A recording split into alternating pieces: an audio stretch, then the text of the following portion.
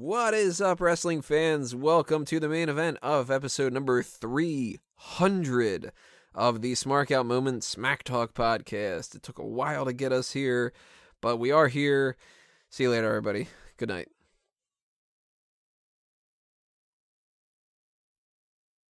I'm so fucking tempted to just have like an hour and a half of silence after this. Of course, I'm your host, as always, Tony Mango. Joining me on the panel for this discussion, we've got Kaylin Ferris. How's it going, everybody? Mike Payton. I can't count how many times your father's done something crazy like this. Okay. Stephen Wago. Ding. Old school. And Callum Wiggins. This is Smack Talk. No, 300, I get it. Yeah. Yeah, somebody got it. The first 299 were better. Somebody had to do it. Of course it was going to be me. I know, those first ones are pretty bad. What we're going to be doing here is what you guys pretty much suggested to do for the 300th episode, which was kind of combine the all-talk show with some reminiscing of some old school stuff and talking a little bit of current wrestling and essentially just kind of, I don't know, just bullshit. So before we even got started, we were talking about how fucking annoying it used to be when I thought that it was better to break up every single match in every pay-per-view for predictions and the review. You remember the old image captions? Take fucking forever to do that stuff too. Got to get them clicks. It worked for a little bit before they changed that algorithm.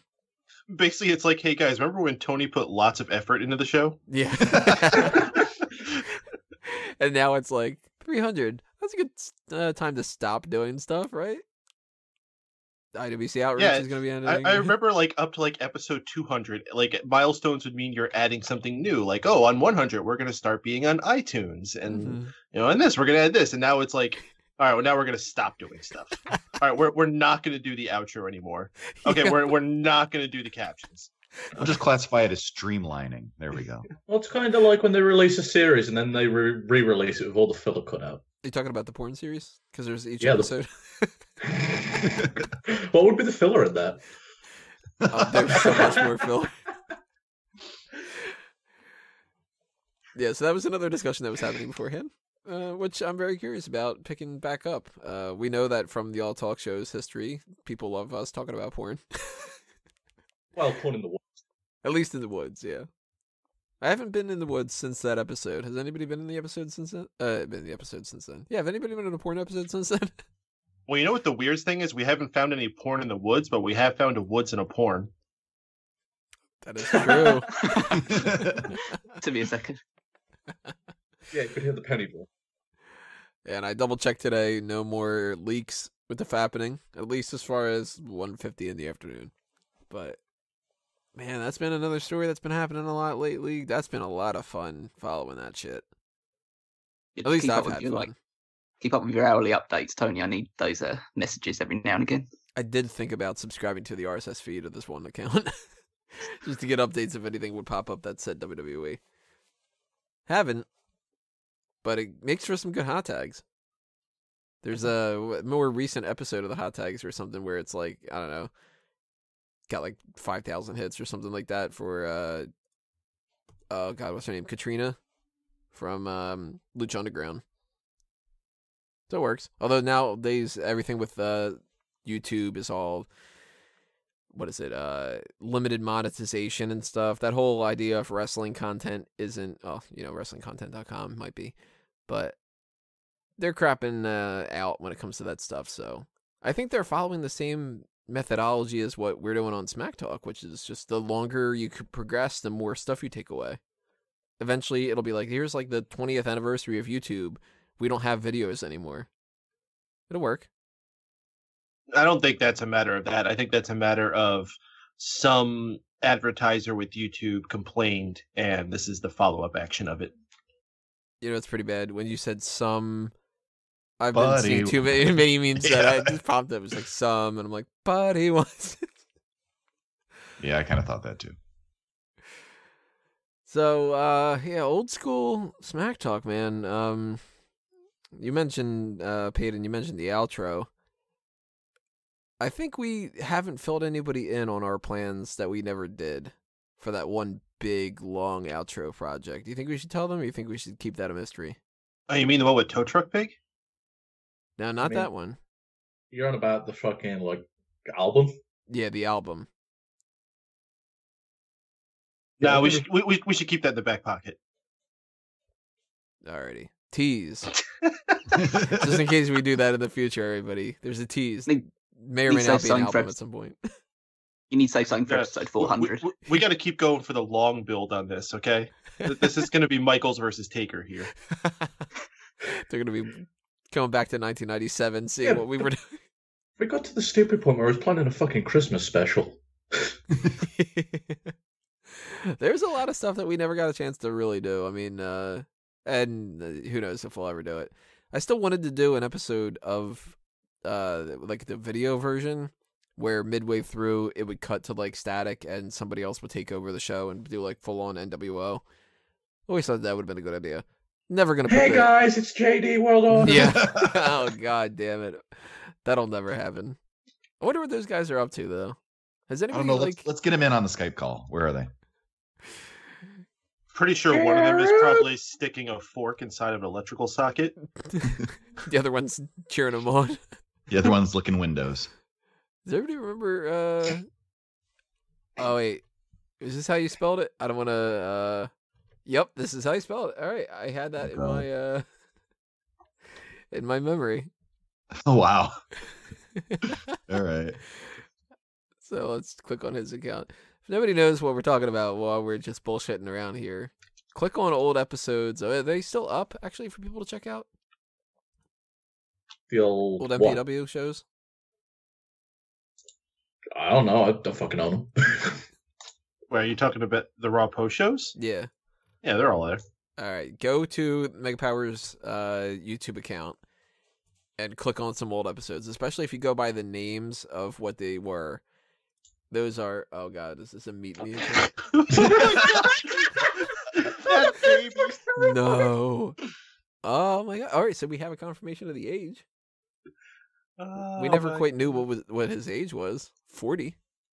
There you go. Fucking old bastard. Way older than his voice should have been. Yeah, he sounded like he was like a squeaky voice teen. I was just pictured him to be like maybe like 21 at the time, and just kind of, because I know that he had called us one time when he was like in the subway or whatever. I just kind of pictured some dude sitting there with like way too much WWE merchandise, like he's wearing like, you know, an Ambrose hat.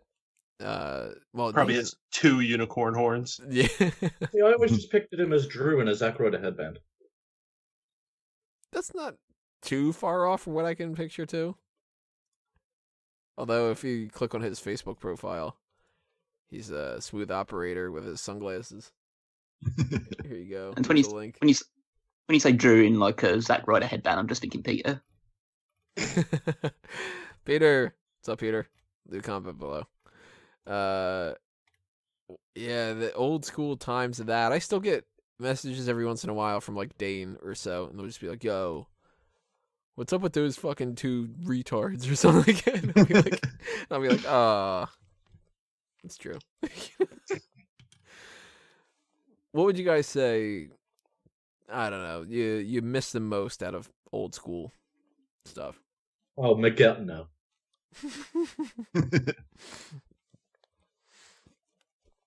When was the last time that Miguel was on? I have no idea when Miguel was on last. I have no idea. 2016 at some point, maybe? 2015 Whenever- at some point? 2015, Whenever- maybe. Whenever it was, it's still not long enough. Whenever he came on, it was when he did that Brian thing. Right Yeah, around that that, was yeah. that was a while ago. Brian's right here. Brian, a man they called Brian. Oh, he's got his own theme song now. That's right. Fucking egotistical prick.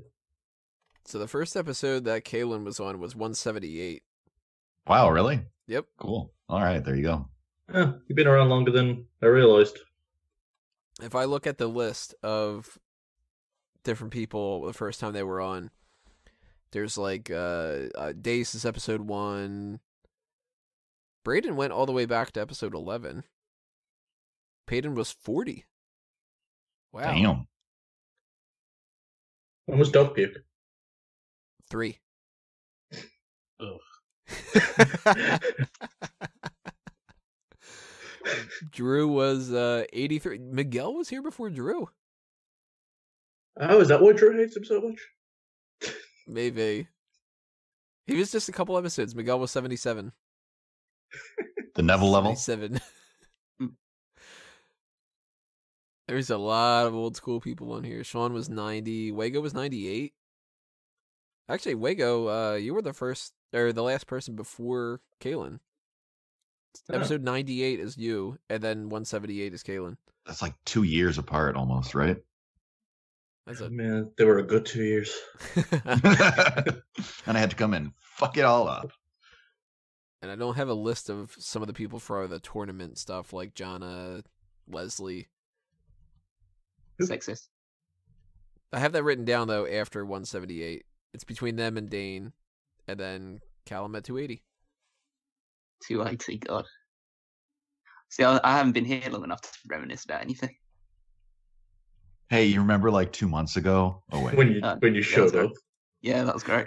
Remember episode 280? Good times.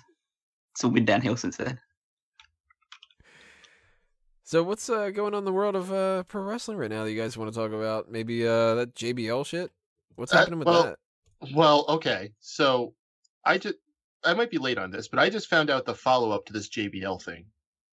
Ooh. So like, all right, first off, JBL left. He's going to do more of his charity stuff. That's awesome. I applaud him. I like JBL. Most people shit on JBL. They think he's a bully and all that stuff. I've listened to JBL talk on a number of occasions. I've read a lot of his writings.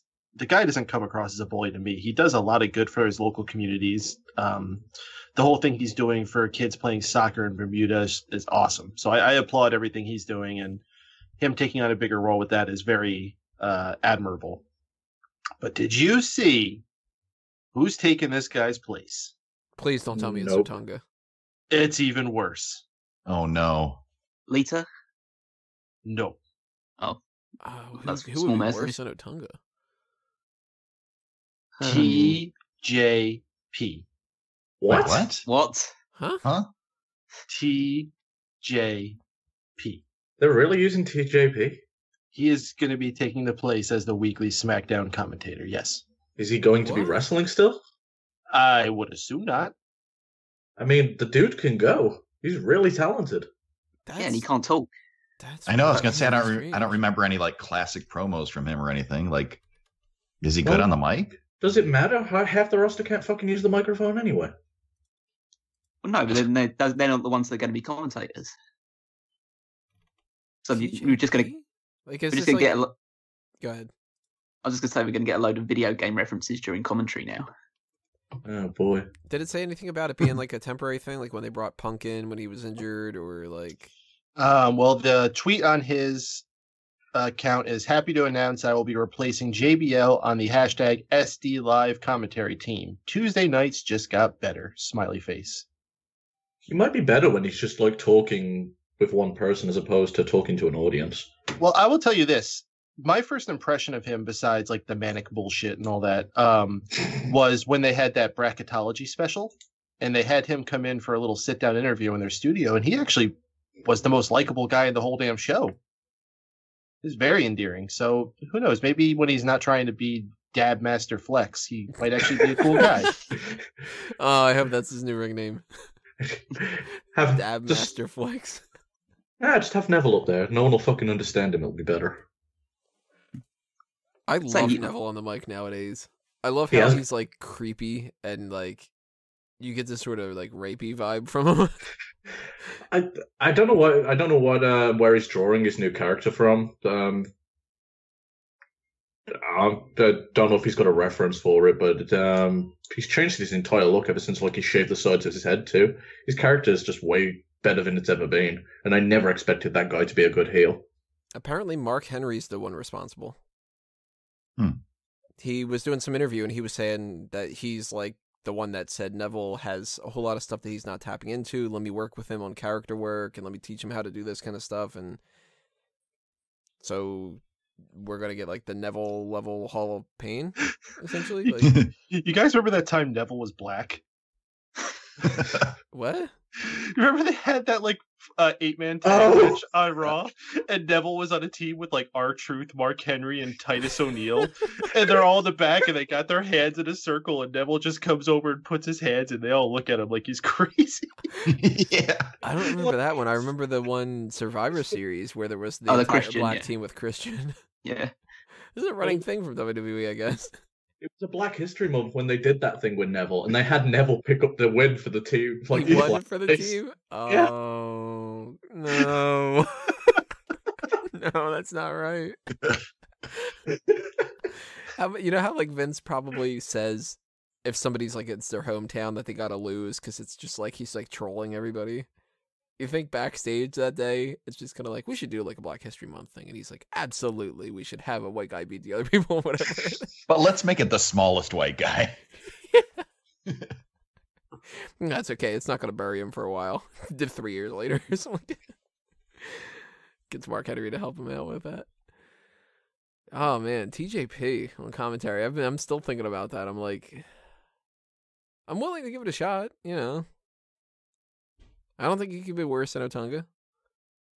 I mean, it's not saying much. Somebody said something about JBL having an issue with like Everything. with Road Dogg or something, but I haven't found that anywhere. Oh, the rumor mill is going crazy. You know what I'm hearing most people say is, oh, he's doing it because he's upset they brought Morrow back to the company. It's like, I doubt that has an iota to do with it. Yeah, but the company seems to have like put those guys as far away from each other as they can, just so that they can make nice with everyone. And honestly, Morrow's a better fit for NXT than he is Much better. the main product, just because like Morrow I consider the best sports broadcaster for like anything combat sports, but being a WWE commentator and being a sports broadcaster is different. You know, it suits him so much better because he's got that enthusiasm that NXT doesn't have with anybody else. Because you got Percy Watson, you got Nigel McGuinness, and they're just like, Percy's like, hey, yeah. How do you guys feel about Nigel? Because everyone was like raving about him in the UK tournament, and I thought he was the shits. I've I not thought he liked was him at shit, all. too. Yeah, he's not good at all. He Okay, seems so like he's the type of guy that like he means well. So I don't want to like shut on him too much, but he's just not good. You know what he kind of reminds me of? He kind of reminds me of like when Vince McMahon was on commentary, but with a terrible accent. and Like- less enthusiastic. Well, no, he says everything like enthusiastically, but it sounds so like forced enthusiastic. Like, I don't believe it. This is incredible. Yeah. he just needs to start using Vinceisms and he'll be okay. What a maneuver! 1, 2, 3! 1, 2, he got him, and he didn't. There's a lot of beef in the ring now. Yeah, I'm just not a big fan of him. Morrow's great for NXT though. He seems like he just brings a little bit of like clout to it. You know who's garbage on commentary? Lita. Oh god, Ooh, I have not watched the Mae Young I've Classic not yet. heard her. Yeah, she's not good. it's painful to listen to. She brings JR down. That's how bad she is. I'm gonna go ahead and say JR's not been on his game this year. Yeah, JR's been the drizzling shits this year. Did you? Yeah, it's almost like his wife died or something. Jesus. All right, fair play. I hate how our reaction is everybody starts cracking up instead of going, "Aw." I hate the fact that my reaction was to actually make that joke in the first place. Yeah, that's really like not you.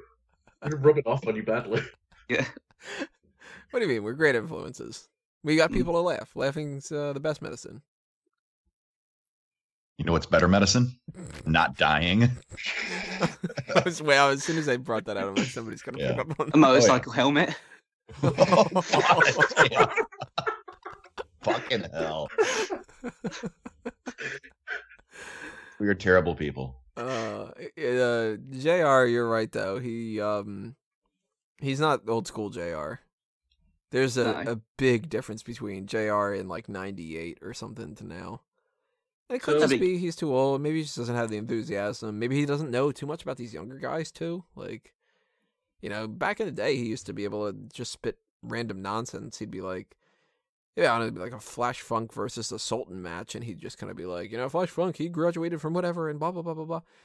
Nowadays, he's like, yeah, I like that Hideo Itami. Well, here's the thing about his New Japan performance, where he basically got all the wrestlers' names wrong and shit. That was entirely his own fault. that was somebody that did not prepare for a broadcast. And What he's only got himself to blame for that, because if you look at the amount of work that somebody like Morrow puts in before he goes in there, he doesn't take the fucking attitude of, oh, I'm so good, I'll just be able to do this wherever I go. No, you got to learn the product a little. So, sucks that his wife died and all, but that was just underprepared for him. What did he do at New Japan? So he forgot which event he called, but there's somebody put up to a YouTube clip of all his fucking blunders. He was just mixing people up, getting names completely wrong. Not just even the Japanese talent, the English talent as well. I was gonna say, is it like one of those like just borderline racist things where he's just kind of like Yoshitatsu's in the ring against Yoshitatsu. I think he called this tag team called the Tempura Boys or something like that. He called them the Teriyaki Boys instead.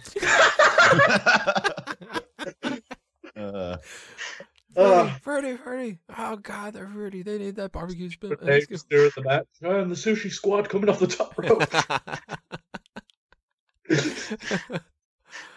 If he gets to a point where it's like senile JR, keep him on commentary.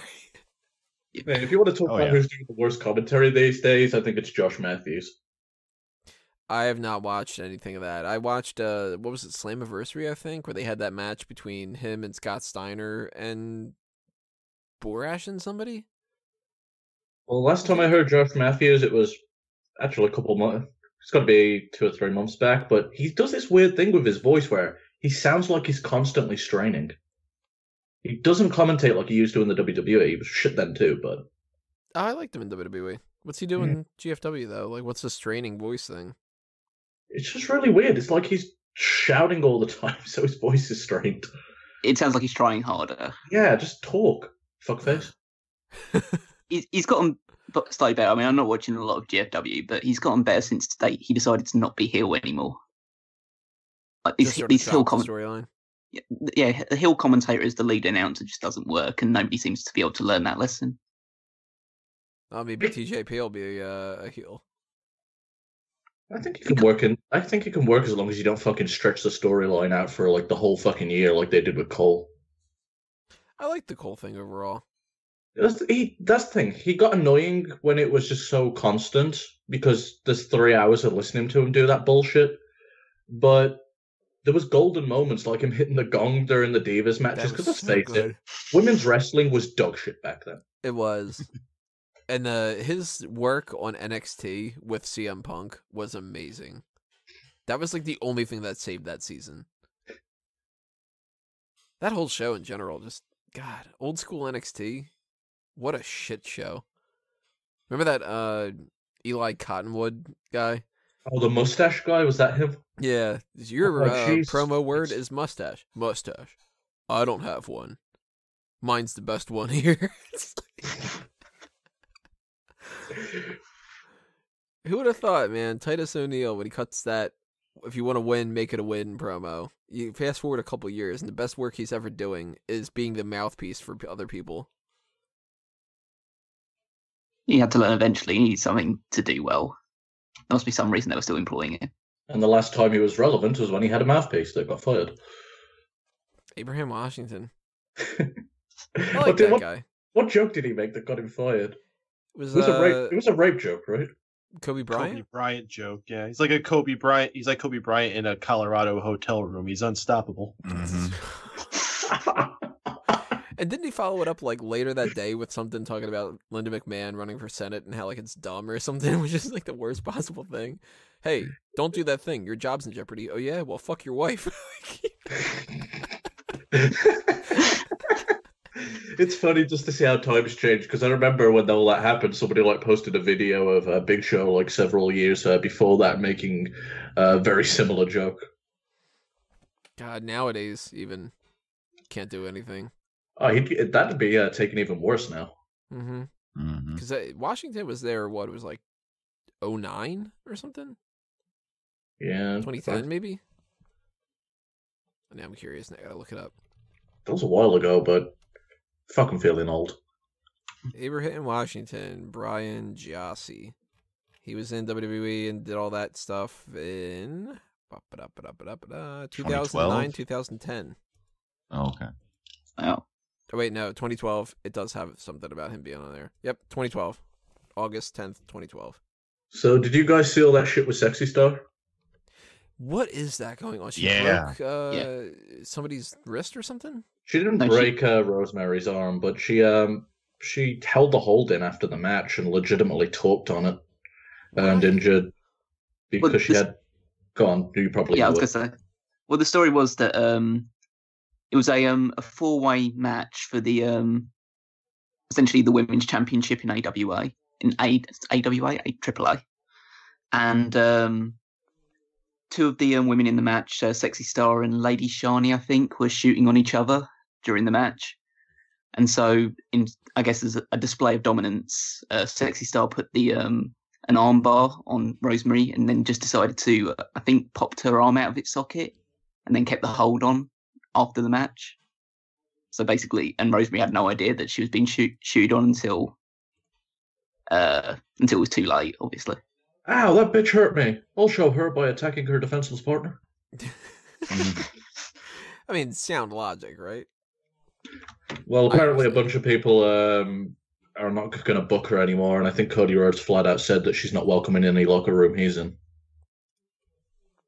Well, that's the men's locker room anyway. It'll be Sexy Star and Enzo changing in the hallway. Wasn't she like the Lucha Underground World Champ, though?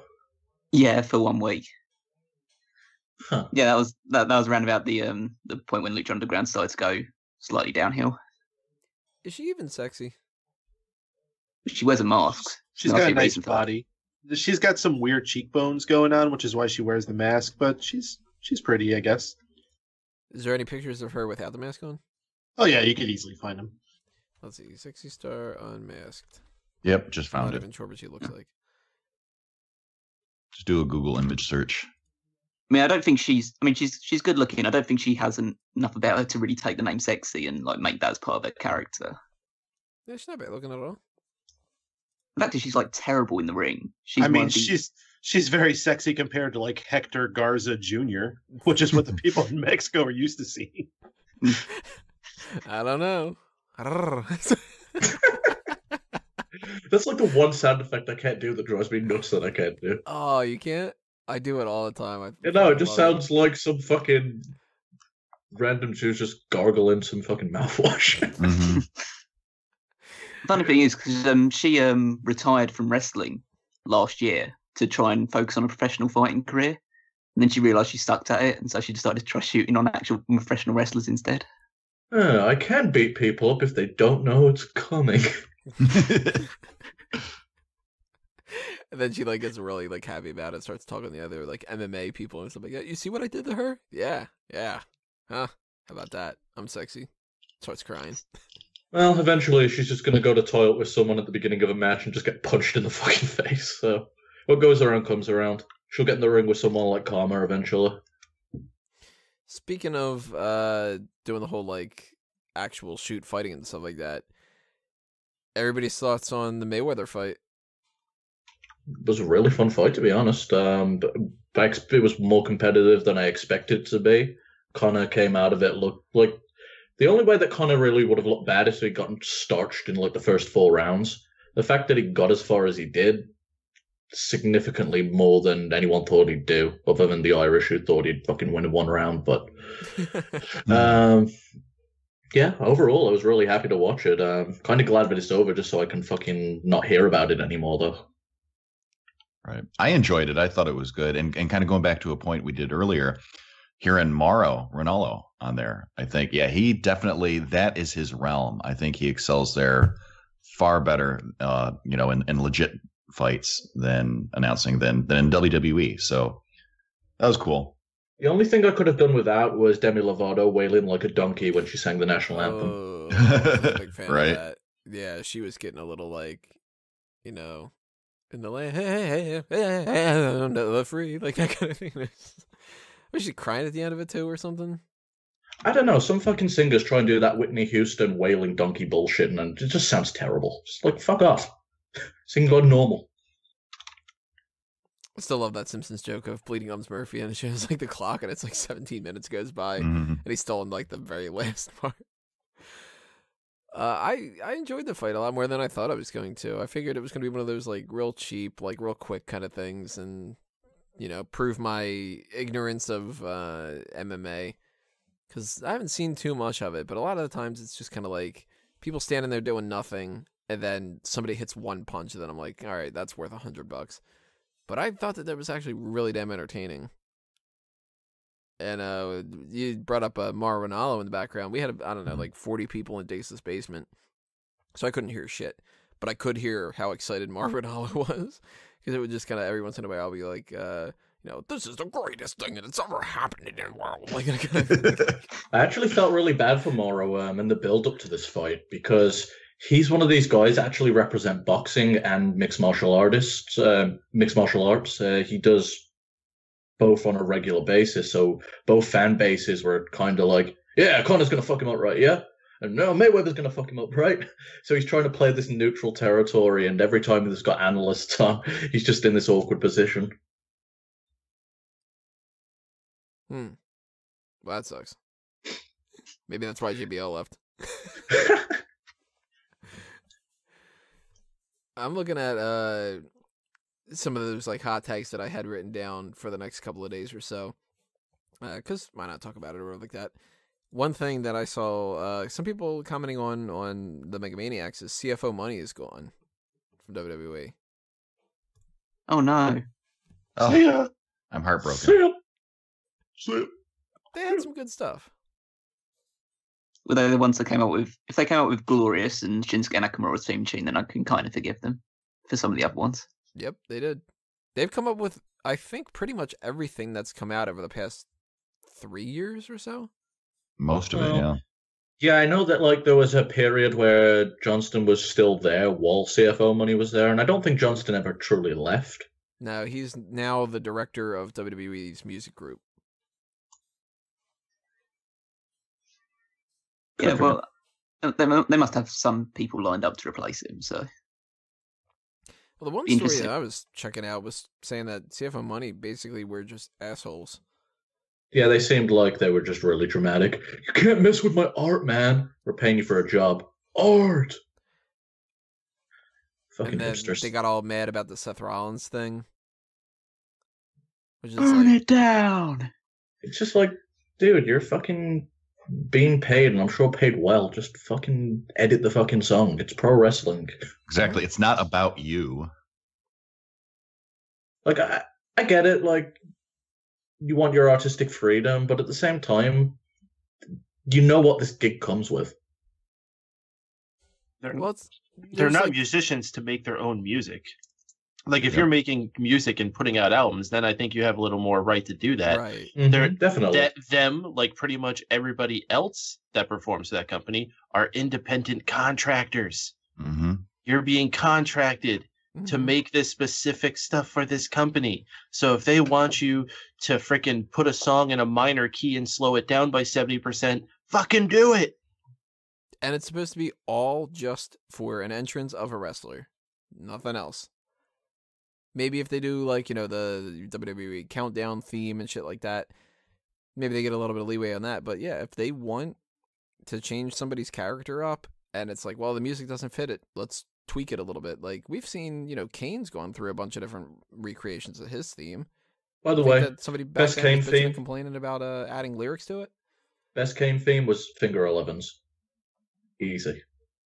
Finger 10s was better. I think it was the only one that had words in. Yeah, that was Slow Chemical, I think it's Slow Chemical. Yeah, that's it. Yeah, that's definitely the best one.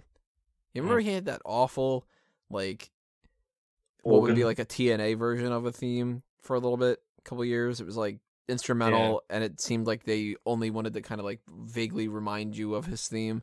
The one with the violins. This was around the time that he was feuding with Undertaker at Hell in a Cell. Might have been. Yeah, that theme grew on me more. I didn't like it at first, but it's. I actually liked when they his most current one. They kind of combined that and his original one together, and I think they made a nice little mashup with them. Do you think we'll be seeing him back? I mean, I think at some point. I think we'll see him. I don't know if he'll wrestle. I think we'll see him. Oh, I think he'll wrestle. I don't think he'll be in a major program ever again. But I wouldn't be surprised if he popped up at the Rumble or something. I don't know, man. I mean, I'm hearing these reports now that Mark Henry just kind of silently retired. Mm-hmm. Like, wouldn't surprise me if he did the same too. Mark Henry's out, essentially. Big Show said this WrestleMania is his last. You got to remember, Christian retired in that way too, so it's not too uncommon. If you're not like that elite status, that you can kind of just fade away. And they are kind of saying that Goldust might be becoming like a manager. So like all that generation of guys, they're all transitioning now. Like what's left?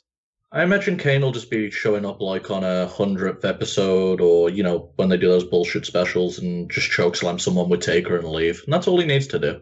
Mm-hmm. He's given us probably more years than most people would his size. So, what if he comes back as Isaac Yankem? Crazy thing I never understood is how he fucking stayed in shape, like being that big and have that long of a run. Most guys' bodies just break down. Yeah, he never really used to get injured all that often, and he worked his ass off. He worked like house shows constantly, pretty much every week of TV. You know why? Because he worked a safe style. He's over 7 feet tall, and he doesn't feel like he has to do topes through the ropes.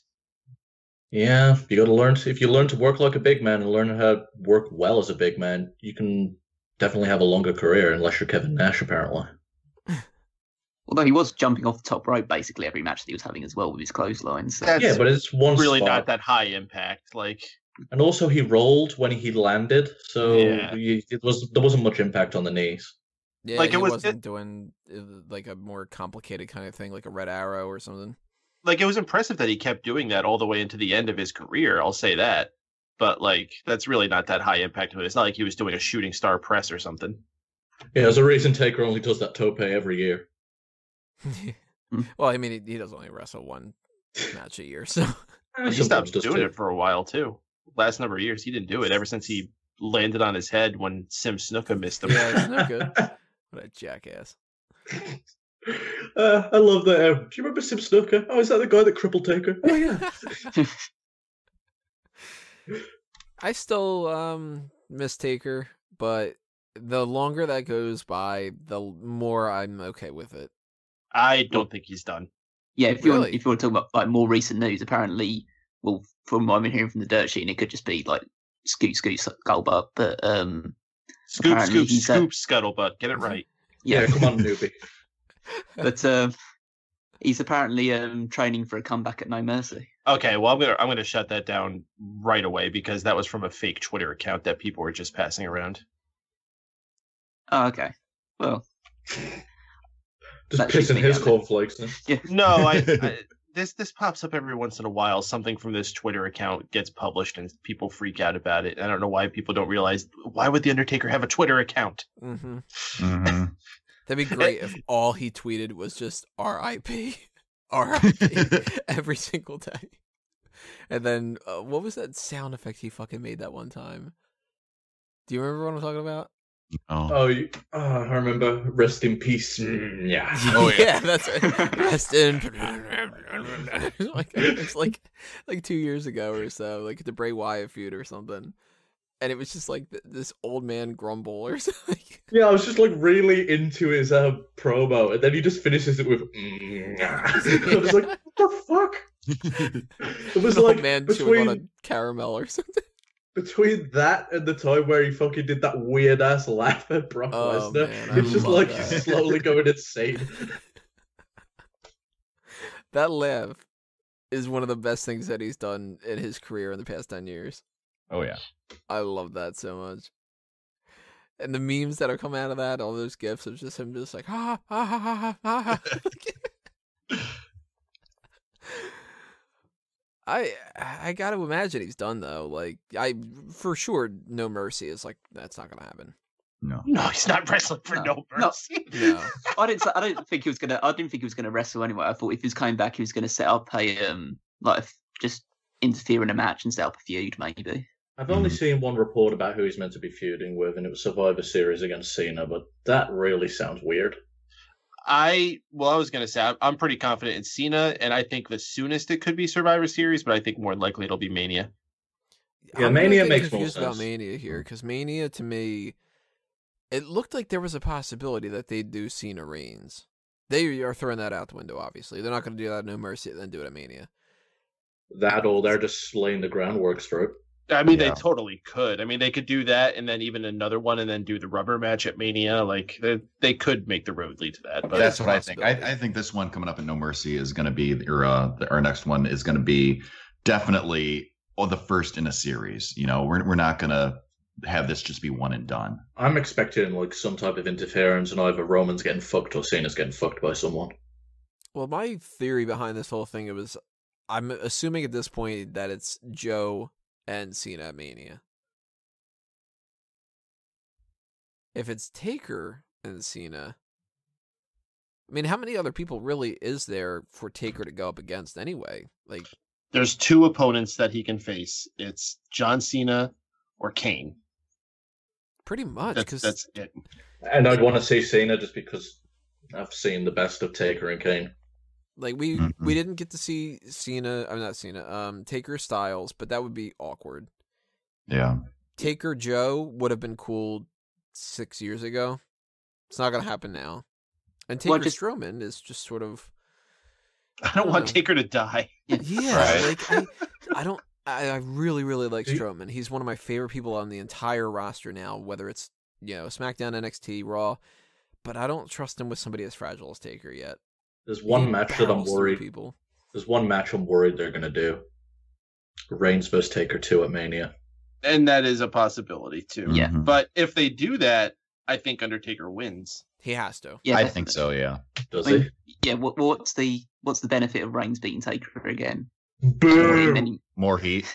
Yeah. God, imagine they set up. It's like, all right, this is my real final last match against Roman Reigns, and he beats him in like, I don't know, a minute flat, and then he just sits there in the ring like he did it after Raw, just repeating to himself, "It's my yard, yo. It's my yard now. It's my yard now," for like the whole end of WrestleMania. They're like, "Yeah, you thought that we were gonna get a whole lot of booze? Fucking check this out." Like 3 or 4 days ago, I went back and I rewatched the opening to that Raw, the post WrestleMania Raw from this year. And just, when Roman Reigns comes out and the crowd just tears him apart. Oh, it was beautiful. It is pretty great, as much as I was pissed about it. It was You can feel perfect. They couldn't have done any better, I don't think. you can build the feud about the fact of like at WrestleMania 33 you claim the front yard, but at 34 you've got to claim the backyard. Then you can call the ring your yard. And then Paige comes out and goes, "Yeah, but this is still my house." Taker versus Reigns versus Paige, triple threat match for WrestleMania 35. I'm Cena's always- still so like, I know I've talked about it so much and all that. Just that whole Reigns Lesnar thing. But if Get we used get to it. Cena Taker at Mania, that could be pretty cool. If we get, I don't know, Cena Joe at Mania, I'm pretty cool with that. I don't Some mind match. Roman Reigns versus Lesnar. I was enjoying it the first time, and I never got to see what the finish was. So Yeah, honestly, There's unfinished business there, and those are two big dogs, pardon the pun, but like those are two guys that you take seriously in a main event, and there aren't many of them left. dude, the heavyweight, like the way they've got the world title right now, like a legit heavyweight division, like Heyman said, it's so fun. Well, it's really frustrating to see. SmackDown after the draft was pretty damn fun. God, it sucks now. I mean, I like Nakamura, I like Styles, I like Owens. There's people on that brand that I like, but I'm just not digging it. So much of it is so awkward. Even the Fashion File stuff is just getting lazy and shit. It's hard to say what the exact reason for that is. I want to say it's some sort of creative force. Road More Dogg than right any- now is chiming in and going like, "No, it isn't. No, it isn't." I don't want to just point the finger at Road Dogg because I really don't understand. Like, wasn't Road Dogg there before? Like, did things just magically get bad overnight when Road Dogg came in? No, he He- was there like- when it was really fun. Yeah, like I think it was a shift of forces. You know what it is? I think that it's the same thing that happened during the last brand split. Is they saw SmackDown was getting more attention, and they're like, wait, we did this too well. We got to make sure people are paying attention to Raw, and they tried to put things back to Raw. Mm-hmm. Because they moved the Miz over, and he was doing a lot of good stuff. They got rid of Talking Smack. That was fun. That upset a lot of people. But it's just a shame. Now they're replacing JBL. But SmackDown got Shelton Benjamin, guys. There's a big gulf in SmackDown at the moment. Like, there's a lot of mid-card talent that just means absolutely nothing, and it's been like that really quickly. Like with Mike Kanellis coming in and people, Aiden English, like these people don't actually mean anything. So if they're having a match, it's just basically you might as well not be watching anything. So what is it with Kanellis? Is he like fucked up on prescription drugs or something? I didn't read Maria's. I think he's in remission from leukemia, and I think he might have just had some kind of flare-up or something. I had seen a post about him being addicted to painkillers. But then he was on SmackDown that next week. So, who the fuck knows? So either he's got cancer or he's a druggie. Or none of the above. Or none of the above, and he'll be back next week. Or all three. Whatever his career is, it's not working out right now yet. Yeah, but maybe the time off will be a blessing in disguise if he can repackage himself. Yeah. Well, he was just in a match last week on SmackDown and he lost to Bobby Roode, so he doesn't seem like he's going anywhere. It'd help if I actually watched SmackDown. Yeah, that's kind of more of a chore for me. What were you just about to say, Mike? Oh, I actually have some really, really good news. Completely unrelated to all this. Car insurance? No, it's even better than that. Ric Flair just posted a video and he's looking fabulous. He's got this T-shirt on that says "I ain't dead yet, motherfuckers." Really? And this really fancy looking hat that says "limousine riding" on it, and he's wooing and he's looking good. That is awesome. Yeah, that's good news. I was really worried about him because of how old he was, but yeah, I kind of assumed that at any point we'd get that kind of news. Right. I think if history's any indication, Ric Flair just can't be killed. He looks like he's lost some weight, definitely, but otherwise, yeah, he's looking good. Where's this video? I can't seem to find that. I'm about to post it in the Megamaniacs. All you people that want to know this video, go over to the Megamaniacs. Facebook.com/group/the Megamaniacs. Maybe next time they'll get him a hat that fits. I ain't dead yet, motherfuckers. I don't know. That's a pretty baller hat. Oh, it's a nice hat. It just doesn't fit. It's such an old man hat. Like any hat that has like those designs on the brim like that, and then like the little string that goes across the brim. It's like such an old man hat style. So he survived this. He survived a plane crash. Ain't killing this fucker. He survived working Bruiser Brody. And he survived multiple marriages. So this is something that's coming up a little bit right now. I'm going to read through this real quick, but it's something about John Cena possibly being responsible for Baron Corbin's heat. Did you guys get an impression that he was being buried, or that it was just kind of like the lay of the land? Dude, I've seen like 20 fucking reports about Baron Corbin. There's a new fucking story about it every week. It's Cena, but it's also this veteran that he pissed off. It's also that he shouted at Dave Meltzer. It's also because he's got a bad attitude, and it's also because he kicked a puppy. It's all just convenience, is what it is. Like this is just the dirt sheets trying to capitalize on stuff that's convenient because this guy, yes, maybe he's a little bit on the downturn, but maybe they're just cooling him off a bit because they want to try a different approach with him. Maybe they saw that, hey, we put the money bank in this guy. It's really not working just yet. Okay, well, let's cool him off and we'll come back to him later. Like they're not. Believe me, if he had heat, he wouldn't be on TV at all. And he's about to feud for the United States Championship, it seems, as well. So it's not like he's not getting any opportunities anymore. Yeah, having a spot with Cena and then another one with Styles, even in a losing effort, is still good. Yeah, this is basically a Dave Meltzer report of LOL, not sure. So, yeah. I think he's going to be the next U.S. champion. Man, all these reports coming out lately of all these... I mean, I know these reports come out all the time, but it seems like there's an exceptional rash of them lately. God, Enzo has heat, Rusev has heat, Sasha has heat, Baron has heat. Jesus Christ! Like, if this company hated everybody they employed, what the fuck are they doing in their hiring department? Like, I could see, at least I could see, like the philosophy behind some of them. Sasha, I can't really see too much. I can believe people hating Enzo. Oh, yeah. They also got pissed off at Big Cass, didn't they, for fucking talking about Trump or some bullshit? Yeah, apparently he's like some huge Trump supporter, and that pissed people off backstage, but not as much as Enzo. So if that's true, imagine being like in that locker room where it's like Cass is saying like, "Yep, I totally believe in all this insanity that Trump is saying and stuff," and then them being like, "Ah, that fucking Cass," but that Enzo. The Rusev thing, I mean, he got squashed. So, of course, people are going to be like, he's buried. He's on his way out of the company and, that other kind of crap. But I don't know. I mean, I hate reading these dirt sheet things and just seeing, like, what that report was, where it's just essentially not sure. All right, thanks for chiming in there. Breaking the ground on these scoops of, Mm-hmm. I should start doing that. Well, I mean, it's kind of basically what old pro wrestling journalism can even be. With the way these guys are contracted in the WWE, they don't have the freedom to speak out, and guys can't really do real journalism because they know if they ask them the wrong question, they're going to get fucked. They don't have the freedom that they do like in a UFC, and even then, they still have some of the same issues.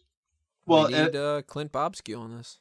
I think it's especially that a lot of these old journalists, like your Dave Meltzers, your Wade Kellers, all those type, a lot of their connections aren't there anymore, and they haven't been able to make those new connections because of, like Wago said, there's a change in culture there, and all these newer school journalists, not to like talk about, but they're people like us, they're just regular people. They don't have inside connections. There are a lot of majority of your wrestling news websites are copy and pasters. Mm-hmm. Yeah, it is true. Pro wrestling journalism is just opinion pieces now.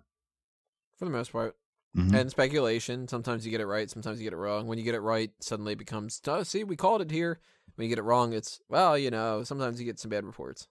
I mean, you might be able to change it on an independent level, but it'll never get changed in the WWE. That's it for now.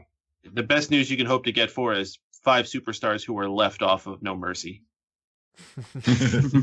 you won't believe who number 3 is. The worst part is every pay-per-view I do with superstars left off the card. Although I don't do the whole clickbait kind of title, but I'll never do that. I swear to God, I'll never do that to anybody because I hate them with a fucking passion. Every once in a while, I'll see something on, I think it's the Richest or so, and it'll be like the same fucking articles where it's just kind of like, here's like 13 dead women from WWE that are still looking hot or something, and you're like, this is impossible. And then I'll click on it and I'll be like, I gotta check it out. It's just enough for me to click on it, and then I hate myself. If I see one of those fucking websites that do that bullshit where like they make you click each page to see who got ranked at number 1, number 2, number 3, I write down them and then post it in the top comment. Mm-hmm. Yeah, I love that. I'm just like, no, fuck you. Or if it's like one of those where it's like the picture is like really cropped in the preview that you see, so it's only showing like a small corner of it. I'll just take the full picture and post it there. Yep. You ever like get like your thing deleted from that, and them saying that it was spam? Yeah, I don't pay attention. it again. That's happened to me before. Mm. Stop spamming our account. Like, I'm pretty much doing the complete opposite of what you're doing here. I fucking hate that stuff. So, episode 301 of Smack Talk will be complete clickbait. We're going to have this very cropped out thumbnail and talk about, I don't know. Would be a great topic to do clickbait for that. Probably something to do with Paige and Alberto, Rio. I'm sure you can make something up. Top 5 stars with the most heat. You'll never believe number 5. Just keep doing that. Number 1 should be Kane because he's just surrounded by fire.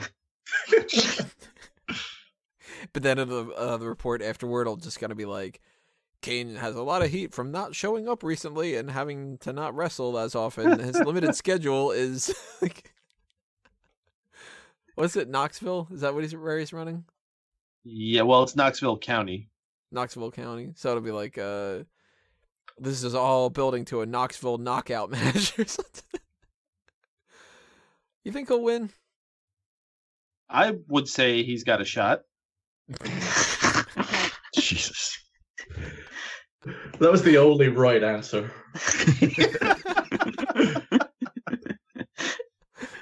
God, what episode was that? Fucking hell. Oh, I'll tell you exactly which one it was. It was the Extreme Rules after Daniel Bryan won the WWE title. Because it was when he faced Kane. Mhm. Extreme The Rules only- 2014, yeah. The only title defense on pay-per-view he had. When Yep. Drew fucking ripped out Miguel's throat for even suggesting. It was May 1st, 2014. Wow. About May 21st game, huh? Had to look it up in our index of jokes. Pompous assholes.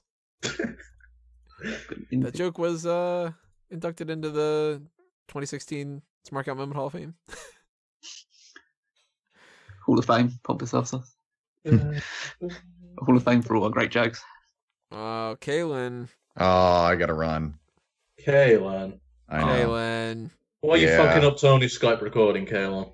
I'm This is fucking the it reason all why up. we can't have more than 300 episodes. We can't have nice things because of Kaylin.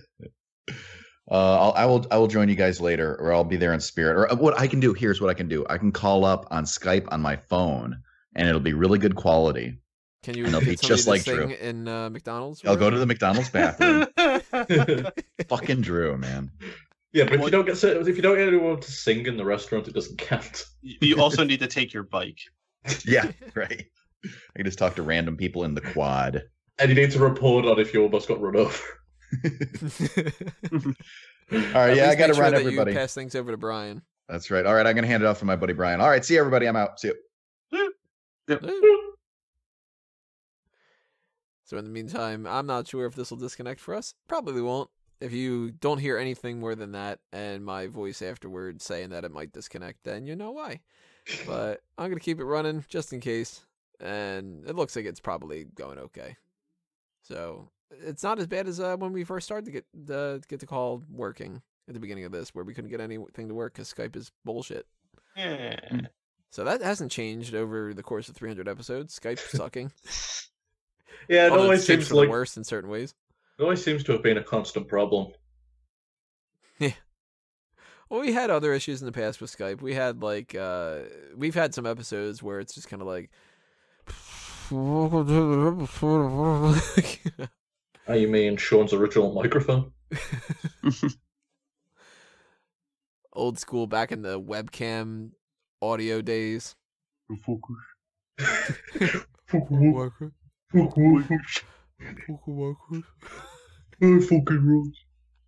That's still one of my favorite sounds to make. Is the muffled fucking wankers. There's legitimately days where I'll just kind of be like, it's like a frustrating day, and instead of like, mumbling to myself about like, motherfucker, why is this what? I'll just kind of be like,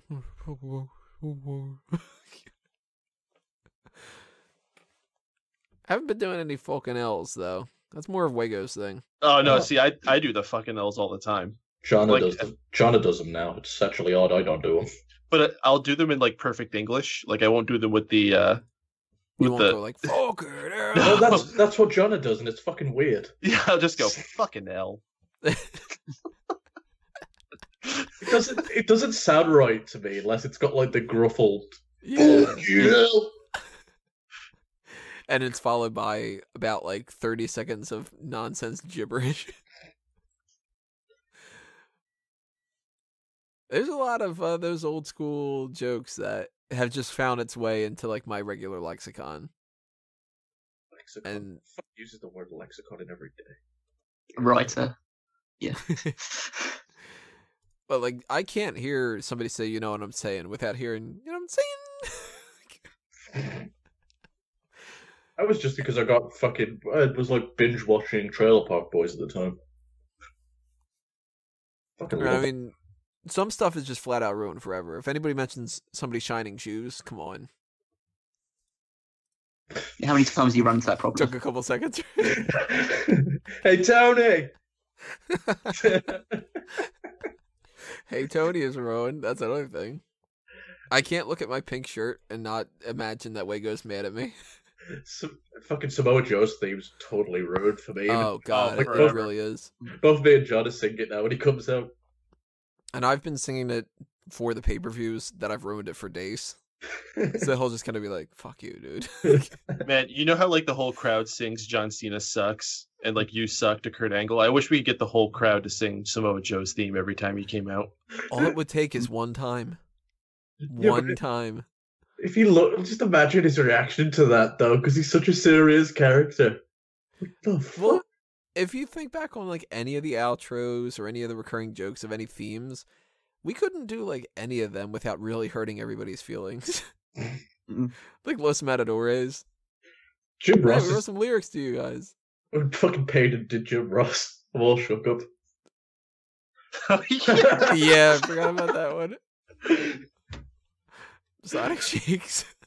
Because he was doing it. That was back when we just like had been listening to his podcast. It was still pretty new, and we caught upon all these little mannerisms that he just like slurping his fucking drink, always talking about Danny Hodges' hell of a grip. That was episode 200. That was a special episode, special outro. Right before Kalen doing Roxanne with Rollins, and right after Wego doing unenthusiastic Jeff Hardy's theme. That was still one of my favorite ones. And then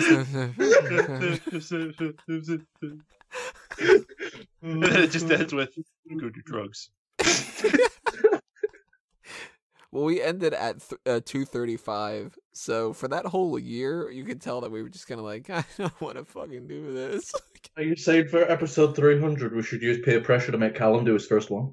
No, it's such a relief that you stopped doing it by the time that I joined. Because I was obviously it sounds like a good idea. I said no prep work, but we never used to do prep work for the fucking outro. We would just take 45 minutes to fucking record one. Sit here for a few hours and try and come up with some lyrics to, I don't know. Can't be any worse than Sean trying to do the fucking Addams Family. They're happy, they're kooky, they're fucking wankers, yeah. Sean, it has to at least rhyme or whatever. Alright, fine. They're fucking stupid. I don't like them. They can all burn in hell. And fucking hell. There you go. You really didn't want to do that outro, and I don't know why. It was a good one too. Like we all were enthusiastic about other stuff. I don't think Sean likes group projects. We had some decent ones in those that passed like 200 to 235 though. From what I can remember. I kind of remember the Universal Ultimate Warrior Lugo one dubstep. being That was good. great. Which one? Ultimate Warrior dubstep. Oh god, what Fucking was that terrible. Was that Drew? It was That was, either Drew Miguel, I or it think. was Miguel. That was Drew did Ultimate Outro 126, then Miguel did Ultimate Outro Unstable Dubstep Remix. Oh, that's right. We had two of them. Yup. And then we got a bunch of comments the next week just basically shitting on Miguel's outro, telling us never to let him do it again. Oh, I like the special unedited sneak peek at outros with Written in the Stars by Drew White. That might have been right when we started doing a lot of the let's just record Drew when he's trying to do stuff and put it out there. Especially when when he he sleeps. Yeah. That's my favorite one. Drew snoring, episode 205. He never fell That's a asleep couple on after. I don't think he fell asleep on the microphone ever again after that. Well, he did. If He he just did, hit he mute muted before. Yeah. Hmm? He learned to hit mute. That's all. Yeah, there's a couple of ones around that time frame. There's right before the Drew snoring one. There's 99 bottles of Bow on the wall from Sean when he had drank God knows how many beers during the episode. Well, he is the champion. He is the champions. But that was only a couple after Fantasy League. That was probably the last one that we tried at. Fantasy League. Fantasy League. Although I don't remember what some of these are. Meow by everyone. What? Is that just us saying Yeah, Emma's I think that was theme just all but you meowing? Did we Yeah, have just one where we all just meowing. Yeah, we just meowed. Was it Yeah. meow Had meow me meow meow meow meow meow? Was it that? Well, how does Emma's theme go? Her old theme. How did I don't that know, go? but Tony, your arm's not loud enough. Oh, meow meow meow meow meow meow meow. Was that it? It's probably that. Why the fuck did we do that? I have no idea. Because there was sometimes that we were so fucking like desperate for ideas, we just did the first thing that gave us the giggles. There's like a little bit around that time frame. It looks like there's actual effort, mostly from Peyton. The DuckTales, Fuller Boat. Fuller Boat. That has to be Fuller House, right?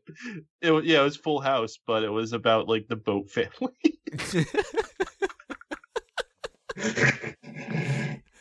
There's Peter's favorite outro. I hate Zach. Oh fuck yeah! I had fun with that one. Yeah, that was a real good one. Monday night Raw post show fantasy league draft.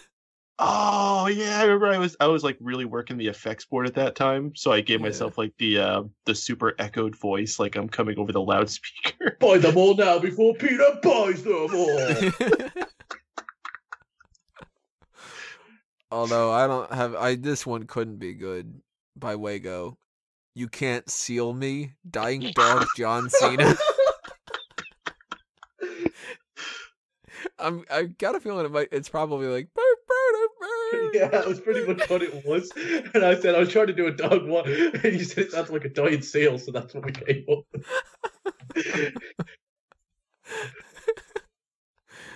Oh goddamn! The second to last one's Cocknose impressions. I don't know what our impressions would have been. I think we were trying to decide how Cocknose would sound, so we're all taking it in turns, just coming up with voices for him. Just like, oh, I'm Cocknose and shit like that. Oh man, I miss the outros a little bit now and again. Oh, don't worry, Callum's working on one. It's always so quiet right now. Yeah, I got my. Well, the reason why I'm quiet is the fact that you guys are talking about stuff that you did like 100 episodes before I joined. Yeah, and you're prepping so you can join in on the fun. Good job, bud. Yeah. Do you mean you haven't gone back and extensively listened to the Smack Talk archives? I'm going to pretend that I haven't, so I don't lose my cool factor. But have you seen your Skype picture? Yo, what the fuck is that? It's douchey as fuck. That's one of my friend's artist rendering of my Dungeons and Dragons character. Oh, you are not helping yourself right now. She drew it, not me. Yeah, that's not what I was referencing, bud. Yeah. I've used the glasses to ruin it, really. Wago has a lot of the room to talk. glasses. Yeah, it's the glasses. It's the glasses that put it over the edge. My glasses.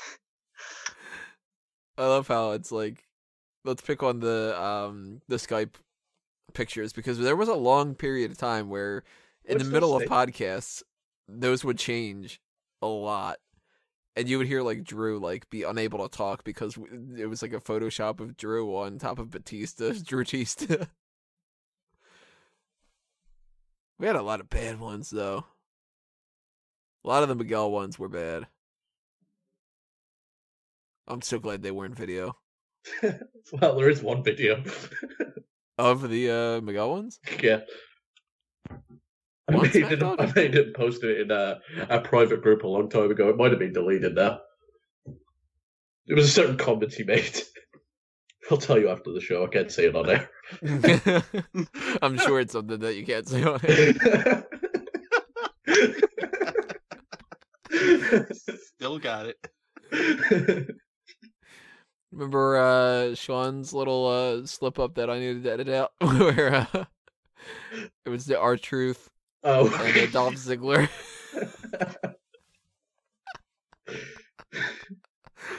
God, there were some times where it was just like, oh fuck. All right, stop Audacity's recording. Let's start this over, you know. Oh God, I'm looking at this guy picture now.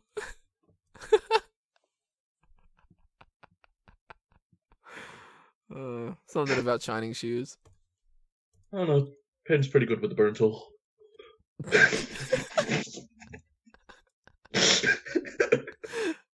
I love the people that are listening to this that might not have been following the Past Bunch episodes are like, this is the worst podcast ever. Talking about shit I don't understand. Clearly there's something that I shouldn't be listening to.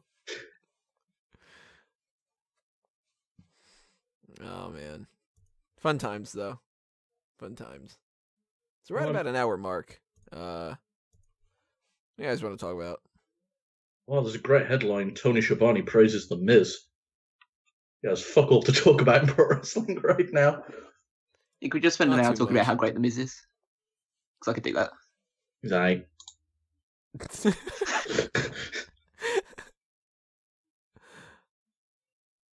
An hour of silence afterward. Mm. Somebody else going. That's all, folks. Yeah.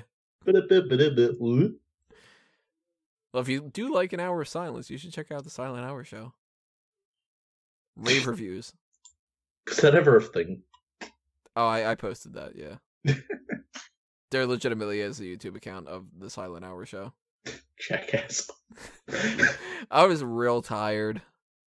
I thought it was fucking hilarious, and I was like, meh, why not? What's it gonna harm? I wanted to legitimately make it every single week. I was gonna just pump out like 52 videos, and on April Fools, it would have been like that what do you call it? The National Broadcast System like weather service thing with the little Indian head. And it would have just been like that beep for a fucking hour instead. Just to piss off anybody that would have listened to it. I think Declan's the only one that actually like seeked it, sought it out, and was like, all right, let me check this out. And then like, oh, god damn it. You know? We had a lot of projects that we thought were hilarious at the time. A lot of Facebook pages. When's the last time anybody checked America? Well, Facebook gives me a fucking reminder about it every week. Yeah, I get that like- shit about all the time. Oh, we haven't fucking done anything for Light for Kittens. Yeah, I fucking didn't even know I had Light for Kittens anymore. And you click hide these posts, see fewer of them, and they're like, okay, well, we'll just tell you every day how many views it got. Hate that garbage. Still, Geeky Girls is still going well, though, right? I don't know. I passed that project on to some other people. Yeah, Some geeky Facebook girls. is too much of a pain in the ass to work with anymore. So like I maintain the pages for like the projects I actually try to run, but only as a means of communication. I don't use them for promotion anymore. They fuck their algorithms up. It's very similar to the YouTube situation then. Oh, we got a lot of people following us on the Facebook page. All right, stop doing it. You know. Well, yeah, I remember before it was so easy to get likes on there, and then suddenly one day it was near fucking impossible. It was like, well, have to put in 5 times as much of the work? Great. Yeah. It's fun. Fun times. Not too much going on in the world of wrestling these days, though, everybody. So if you were looking into this as, like, you know, extended hot tags, we'll probably get hit with a bunch of crap over the next few days or so. If you did want to talk more about something that happened recently in wrestling, going back to Reigns and John Cena, we could talk about their promo on Raw, because that seems to get a lot of people talking. I mean, It was good. Yeah, it was good, and it was scripted just like I fucking said it was. Unlike you goobers who are like, "Oh, you think it was real? Feels like they started shooting on each other." Like, you fucking idiots. Of course it wasn't. I just thought it was quite interesting because it seemed like obviously it was completely scripted, but it was then scripted to essentially character assassinate Reigns in certain instances. Just that he didn't seem to have like much of a comeback to anything. It's like, oh, you're a part timer. That's the same thing that everyone has said about John Cena for the past 2 years. So great. Wego, your Skype picture. I don't get it. Did anybody check out the PWI 500? Yes. All I know is Okada's number 1. Ricotta. All I know, Like ricotta cheese is number 1. all I know is that people took that shit way too fucking seriously. They always do. Yeah. Guys, it's a fucking opinion piece, and on Don't top you- of that, it's half kayfabe, half not. Don't you remember last year when Roman Reigns was listed number 1? People lost their fucking shit. I should have done it again. They should have. I think he's like number 4 or something now, so they're probably slightly happier. Who's behind the PWI again? The staff. PWI, yeah. The No, I staff. mean like there's certain illustrations that have got like one big guy behind it. I know like Dave does. Is his the figure 4 still, or is he? Because he's got 2 of them. Wrestling Observer. Yeah, Yeah, but Wrestling Observer and Figure 4, yeah, that's Dave's Mhm. too, I think. I don't I know don't who think PWI I is. don't think PWI. I think they used to, but I don't think they do anymore because Wade Keller's Pro Wrestling Torch. Okay, maybe that's Um, what I'm thinking of. Yeah, I don't think PWI has any like big name at this time. Isn't it like it's not Bill Apter, is it? No, Bill Apter No. did his own stuff years ago. I was wondering that he used to be the one presenting like award when they actually handed out awards to these wrestlers for their. All right, we're back, everybody. We have some Skype issues that told us to get the fuck out.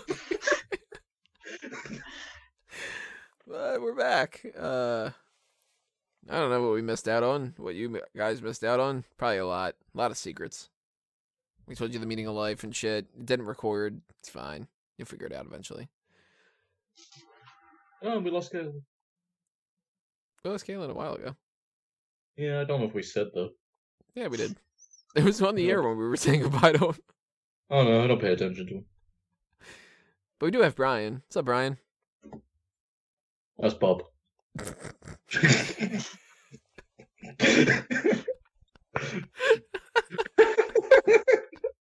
That would be you.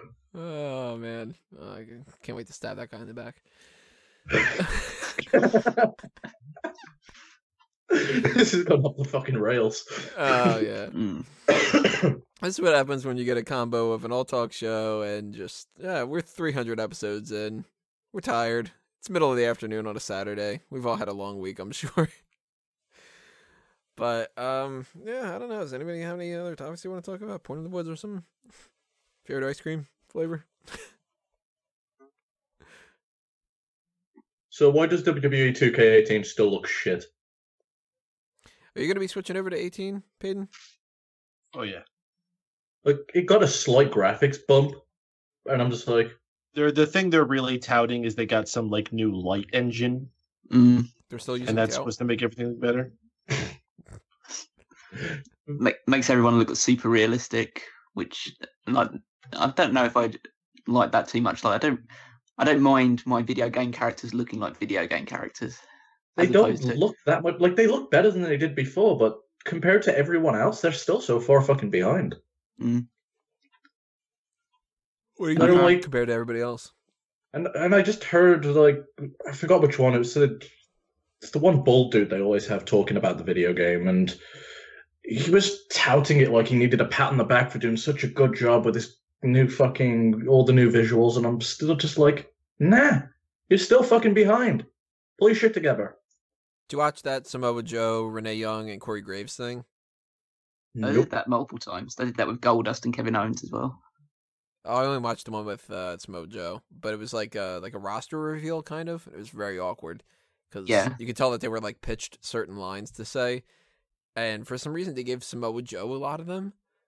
So you would think it would have been like Renee Young going like, "There's a new engine for this game and such and such and such," and you know, pitch over to like Samoa Joe for something about like what were your favorite aspects to it. Oh, I love the new tag team system or something like that.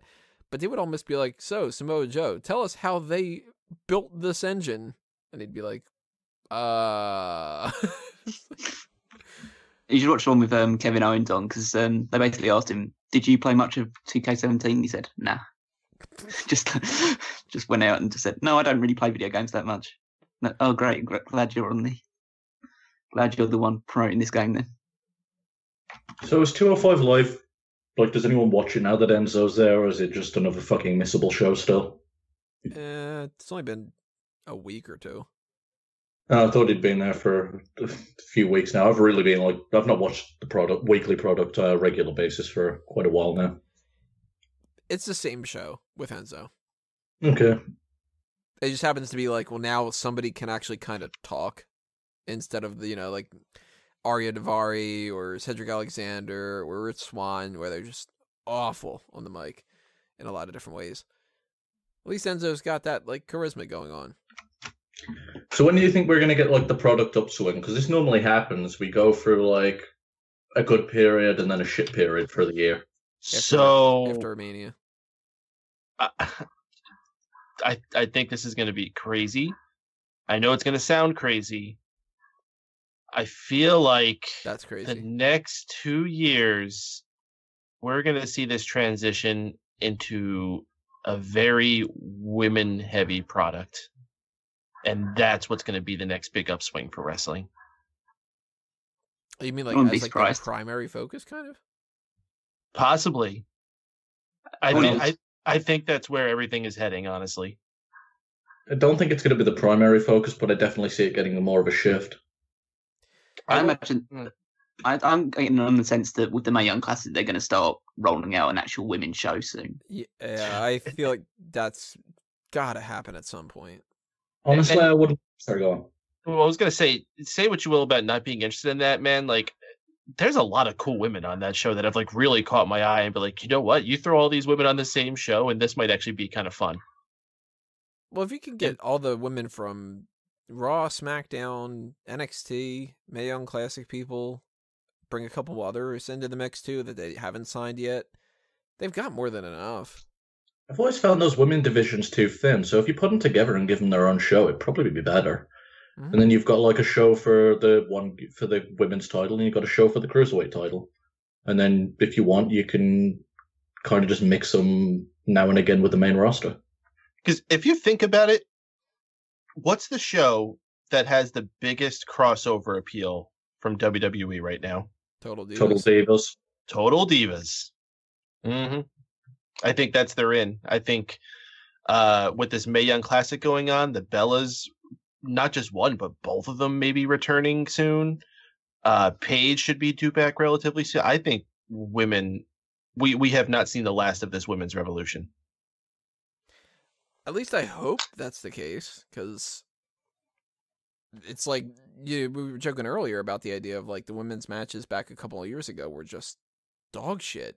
They deserve to be mocked, and it's also why I don't give. Well, actually, this is a topic to bring up. What do you guys make of the Nikki Bella's comments recently that she was just as much responsible, basically, for the women's revolution as everyone else? She's right. Yeah, She's absolutely right. she's added so much more. dramatically.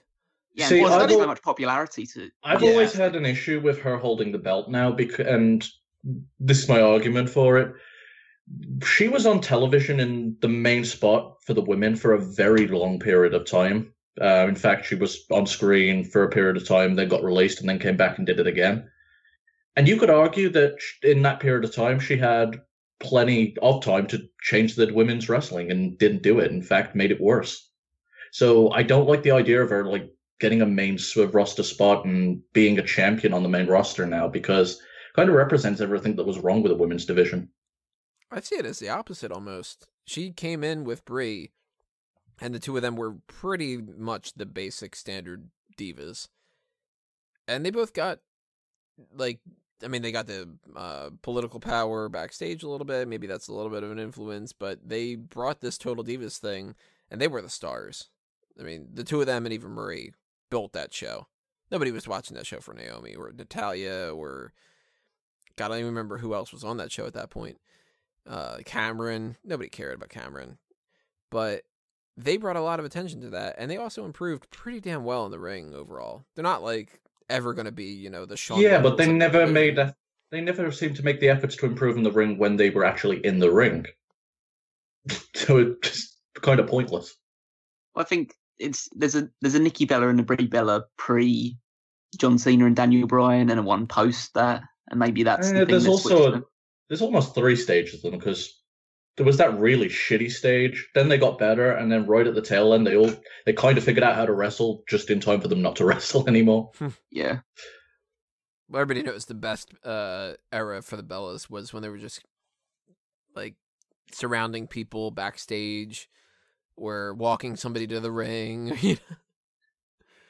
Yeah, but say what you will about that. Like, I'm not saying that they went out there and were having 5-star classics and that's what's helping improve it. The way I think that she and her sister had a big influence and were just as much responsible for the women's revolution as anybody else is in their popularity and in their influence. So their popularity, they're the ones who made the eyes come onto the women, other than just, hey, I want to look at this for porn time. Like, they are the one that made people little girls look up to the women as heroes and feel empowered based on the messages that they have for them. Like, yeah, guys like us are not going to look at them as one of our favorites, but do you have any idea how many like girls loved the Bellas? 7. Like insane numbers. All right, and Nikki being with John, say what you will how she might have used that for her own personal gain. Don't think that she wasn't back there fighting for the women in general. I guarantee you she was. Oh, there's The only one to she can't publicly be do the it only was one that AJ Lee. succeeds, you know, a division can't succeed with only one person. But I also think AJ Lee did a lot bad for it too. I would also talk about the idea that, you know what is kind of frustrating? I think Paige gets more credit than she deserves. Way For more the- credit for than the she women's fucking division. deserves.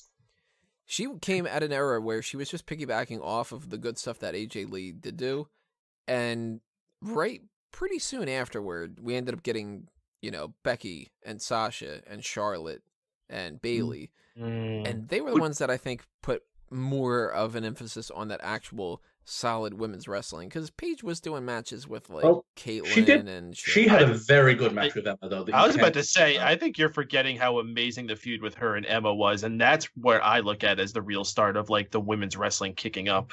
But I would She say did have a Paige good- was kind a of a good flop set on of- the main roster.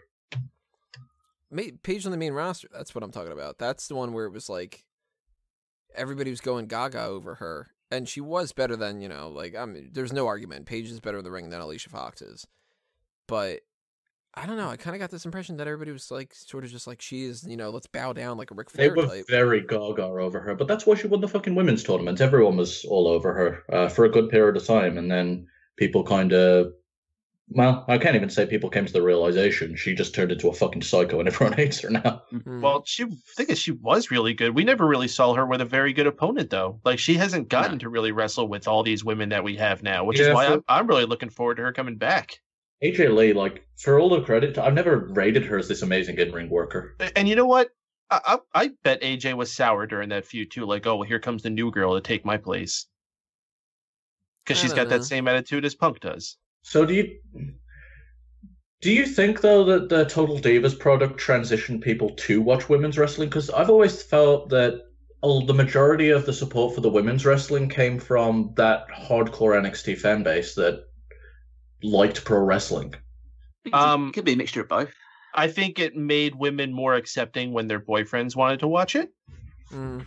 Okay. And it may have gotten some, but more importantly, it got women to buy wrestling merch. Yeah. I know And a that- couple women that watch Total Divas, but don't watch WWE's normal shows. But You the see that- philosophy behind it, though, is kind of what Peyton just said. It's like, maybe I'll watch it if there's nothing else on, so that way I can know part of the backstory and I can see a little bit more of the people that I really like. And if, you know, their boyfriend's watching it at the time or something like that, then they'll stick around, they'll watch it, and then they'll get invested in some of the other storylines. And then before you know it, they're going to the events too. And it's all Yeah, I nice guess to when you do. really think about it, there's two parts of this women's revolution, and it really isn't just a whole one big surge. I guess it's a lot of elements meeting at once. All I know is I Yeah, fucking it's- hate Total Divas. I watched half of, I can't even say I watched half of one episode. I watched probably 10 minutes of one episode and just clicked off. I gave it a couple seasons. I tried real hard. I was like, I'll try to do coverage. I'll try to talk about storylines on podcasts and stuff, and I fucking hate reality TV like that. I'll Yeah, tell you, I watched one episode, and I'll tell you, it actually was very emotionally gripping to me. It was the episode that was based around WrestleMania 29, where the Bellas and the Funkadactyls were getting all hyped to go out for their match, and then they got cut off at the last minute. Oh, that was a Yeah. good time. Was it emotionally gripping because it reminded you of the shit time we had at WrestleMania 29? Well, I mean, being there makes that something extra special. And I remember being so confused, Mm-hmm. like what happened to that match. And I forget what match was on right before the main event, but I remember I was looking through the crowd and I saw Brodus Clay just standing out in the crowd, looking sad, looking out at the ring. Mm. Was I it, felt- was it felt so Fandango bad for Jericho? It was probably one of like who was Triple H facing on that show or something on those lines. might have been Triple H less. It was whatever was Oh, right before the main event. Oh, it was Punk Taker. Might have been Punk Taker. Yeah, it might have been Punk Taker. That match went quite long, so that's probably why it would have got cut out. And then they had to have the match on Raw the next night, and people cared about as much of it as they would have done in the actual WrestleMania show. Yeah, it never needed to be on Mania, so it deserved to get cut. Yeah, but Yeah, but it's still a heartbreaking sucks, moment yeah. for someone as a human. Like, you know, when you're watching that as a person experiencing that, like that's like a dream for them they're trying to get to, and it sucks. Even if you don't feel bad for the Bellas, you say what they will about how they don't really care about the wrestling business, which I don't think is true. Well, I wasn't saying definitely that. I was sucks for saying they Naomi. never made an effort to get better as wrestlers at a certain period of time. I think it's a fair criticism, but I also think they didn't need to because, yeah, they came in when divas didn't mean anything. You weren't required to do anything. You were required to look good, to set a good example when you're going out doing public appearances. And you can't get upset at fans supporting all these women for being good wrestlers if you had the opportunity to do it and you never did it. Yeah, I think that's a fair assessment. But at the end of the I day, agree. though, I do. At the end of the day, I do think they are responsible, and people might not like to admit that, but I think they do share responsibility for the Divas Revolution. But that And- was... So go on. I was gonna say one more person who does, and people probably won't want to admit it, is Stephanie McMahon. Oh, she's probably one of the main driving forces Yeah, behind it. she's been emasculating all the men so that women can really rise up. I mean, I have my issues with Stephanie McMahon in the way that she is a authority figure that never really gets her comeuppance, and when it does, it's like it's big in the moment. So It's like Vicky Guerrero's the one that got like one up on her. It's like, the payoff for Vicky, who's leaving now. It was still a cool moment. I have no issue with it. But yeah, Well, oh, yeah, it was thing still is, cool.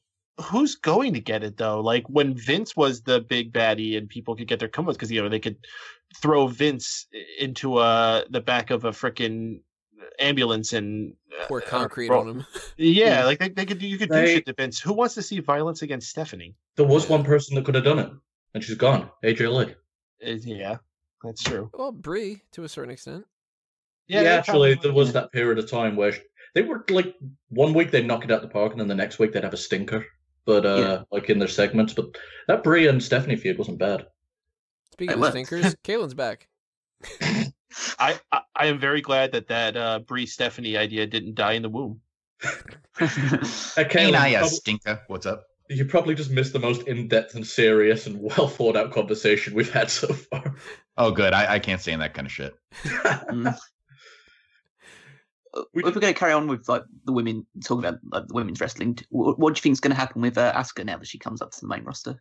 She's gonna Domination. kill everybody. Yeah, Yeah. they had better keep that undefeated streak going for a while.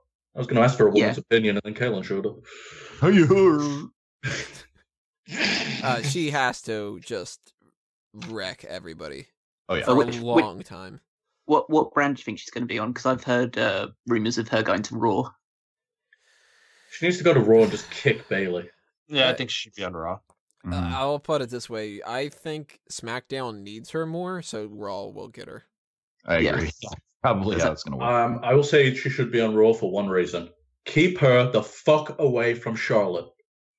That needs to be the match that's built up, really. Yeah, Mhm. that's a money match you can do in 2-3 years. Yeah. And if they have them both on the same roster, it will get done a million times, and Charlotte will come out looking completely dominant. What they should do, probably, if they're going to work with these people, is Asuka. If they are, separate Charlotte, because that's a good idea. Put her over on Raw. Paige hasn't come back yet, and when she does, send her to SmackDown. She could be a big name on SmackDown. Kind of balance it out a little bit. How confident are you that Paige is coming back? She seems to always talk about it. Like, Well, yeah, she's been talking about it, but I mean, do you think it's going to happen? For that I am- movie alone, yes. Yeah, Yeah. I'm very confident she's coming back. I'm not confident she's gonna stay, but I'm yeah. confident she's coming back. What's if you had to estimate, what's your timetable for her coming back? 7. Survivor Series, maybe. Survivor Series, they'll have some sort of women's Here's the thing, multi-person the- tag, so maybe then. As much as I'm talking up how I think the women's division's going to kick up the next couple years, I have no idea what the fuck's going on in the Raw women's division right now. No, it's all over the place. Yeah, I cannot predict what the hell they're doing, and I think that's because I think the Bailey injury really threw everything for a loop. Oh, definitely. Well, I think the mixture of the Bailey injury, the fact that Bailey's not getting over anymore, which is also an issue, but also I think they've been trying to keep Nia Jax as strong as possible, but keeping her out of the title picture, which I think is just causing a lot of confusion. I think it's great that she is in the title picture now. Yeah, that's definitely a good thing, but you couldn't have her as like, oh, this is the most dominant female athlete we have, but she can't win the title at any point in time. It just doesn't work. Unless they make that into a story. Where it's like some kind of, they gave Matt Morgan stuttering issues. Maybe it'll be like Nia Jax has performance problems. Well, I mean, she was dominant, but she never got a title shot because she never won. I mean, she was in that multi-women match that Sasha Banks made her tap. Remember that? That was like the match where Nia Jax got over. People love Nia in that match. I was rooting for her. Yeah, she did really well in that match. She's definitely improving in the ring, which is obviously a good sign.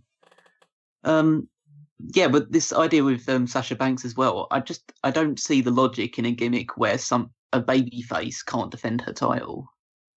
If she was a heel, it might be. If she was like a Weasley heel, that might be quite funny, but it doesn't make any sense to me. Isn't that crazy? That's happened 4 times. I could see it maybe potentially working with that Bailey sort of sense, like, oh, she wins it, it's a big moment, then she just loses it straight away because it starts building maybe some sort of sympathy. But Sasha's not that type of character. It just makes it look stupid. I don't think it was intentional. I think it just happened that way the first 3 times, and then they realized it this time, and they're like, hey, let's do it again. Yeah. I literally think that's all it is. Well, yeah, that's the point, because they're like bigging it up in all the promos. Alexa Bliss saying, oh, Sasha Banks can't defend the title. She said that in interviews. I'll tell you why they do it and why it is good for a babyface, because it makes her the underdog, and you can't be this is the problem that Sami Zayn suffered from for a bit. You can't be the underdog if you're not fighting from underneath, and to fight from underneath you have to lose. That's really how it works. So she has this like thing against her. It's like her Achilles heel. She just can't defend the damn title. So you can build up at some point to a match where she does defend the title, and it's going to be that much bigger of a moment. I just get a feeling when that happens, people will be like, "Oh, look at that, Sasha retained." I thought she was just going to fail. I thought she was just going to fail constantly until she turns. I mean, I'm not saying this is going to be like super WrestleMania moment you look back on. I mean, but it's going to make that one particular match a little more special. It's kind of like when, remember when people got all butthurt when Charlotte lost her pay-per-view undefeated streak, and everyone acted like it was such. Well, people act like it's such a big fucking deal, but like now here we are later on. Like, was it? It's like the Undertaker streak mattered. It was over fucking decades. Right. Like the biggest event ever. It was a nice rub for who did it? Was it Naomi? I think that did it. I don't even remember who did it. She didn't. Naomi beat the Undertaker. Yeah. No. Beat Charlotte. Do you remember when Naomi did the Taker streak? Bailey. No, it was Bailey. Yeah. Oh, it was Bailey. Okay. Well, it was a good moment for Bailey at that time, but again, it just made that one particular match a little more special. That's what you need to do to keep things fresh. Imagine Naomi beats Undertaker at WrestleMania. Oh, with the way he's moving now, she might be able to. I do think we are going to get a big upside for women's wrestling over the next couple of years. I don't know if I'll put my name down as being a prediction for it being like the primary focus, but we have seen it going up and up and up and up and up. Dude, there's a lot of women in that Mae Young Classic that I just see dollar signs all over. Yeah, there's a lot of really good talent there. Dude, that German chick. Oh, the Ivan Drago chick. Oh my god, dude, she's scary. I can't wait to see her. Like, just what's going to come. If they don't sign her and like make her a regular part of plans, they're dumb. So is women's tournament actually turning out to be decent? Because I was hearing a bunch of negative about it. There are some issues. I've watched all 4 of the episodes. I think it's a rough range. Go ahead. I'm sorry, you were done. I was going to say the matches range from there's some really good ones, like nothing amazing, but there's some good matches. There's one absolutely dreadful one, which is Rachel Evers, Paul Ellering's daughter against Marty Bell. That match is it at least a short match, or does it go on? No, forever? It goes on far too long. Like I was Marty Bell playing for it to end. Marty Bell used to be in TNA, right? Yeah, was Yeah. that Rosie Love, I think? No, that's I can't remember what her name is. She's that Rosie Love's in the tournament, but she was in another Mary match, Kate? which Oh, no, she's not Mary Kate anymore. She's like Sadie something or Oh, was that Yeah. that dollhouse chick? yeah, the doll. Yeah, Marty Bell was in. I think was in Dollhouse. Yeah, she was fucking. She was fucking up every single move in that match. She Oh was no! terrible. All I remember about her, she used to wear fucking annoying ass purple lipstick, though it might have been salmon with my fucking eyes. Well, I think the interesting thing about that match was apparently when they went out to have the match, Marty Bell was supposed to go over, but they changed it actually mid-match and had Rachel Webbs go over because Marty Bell was performing so badly. They didn't want her to continue. That's pretty bad. Yeah. Other than that, it's pretty good. I'll say this for it. The first round was a little rough. As you would expect, you think of this, it's kind of like almost like an amateur competition. You're having people come into this that are brand new. There's probably going to be some people that aren't really able to hang, but you eliminate those people out the first round. They definitely got a couple good first round matches there, but the second round, I'm pretty excited to see what comes out on it. I still haven't watched any of it yet. I'm going to binge watch it actually while I'm editing this episode. And The Is better it over? matches were. No, it's still got quite a few matches to go. I know it's early. I know they it's early, recorded but how... everything up until the finals, but they haven't released. There's another episode being released. I think there's 2 sets of things being released. September 4th and then another one, and then the finals, if I remember correctly. Or it might just be September 4th. And then the Well, I know it's early, but how does it compare to like the other tournaments that have happened so far with the Cruiserweight in the UK? It sucks. 'Cause in terms of a match quality, it's nowhere near the same standard. Mm. And that's also, like Mike said, it's a mixture of the fact that a lot of the women there are inexperienced. They've only just recently joined NXT, so there's going to be some teaming issues there. You can tell who the performers are that have been performing for quite a few years because their matches are actually pretty decent.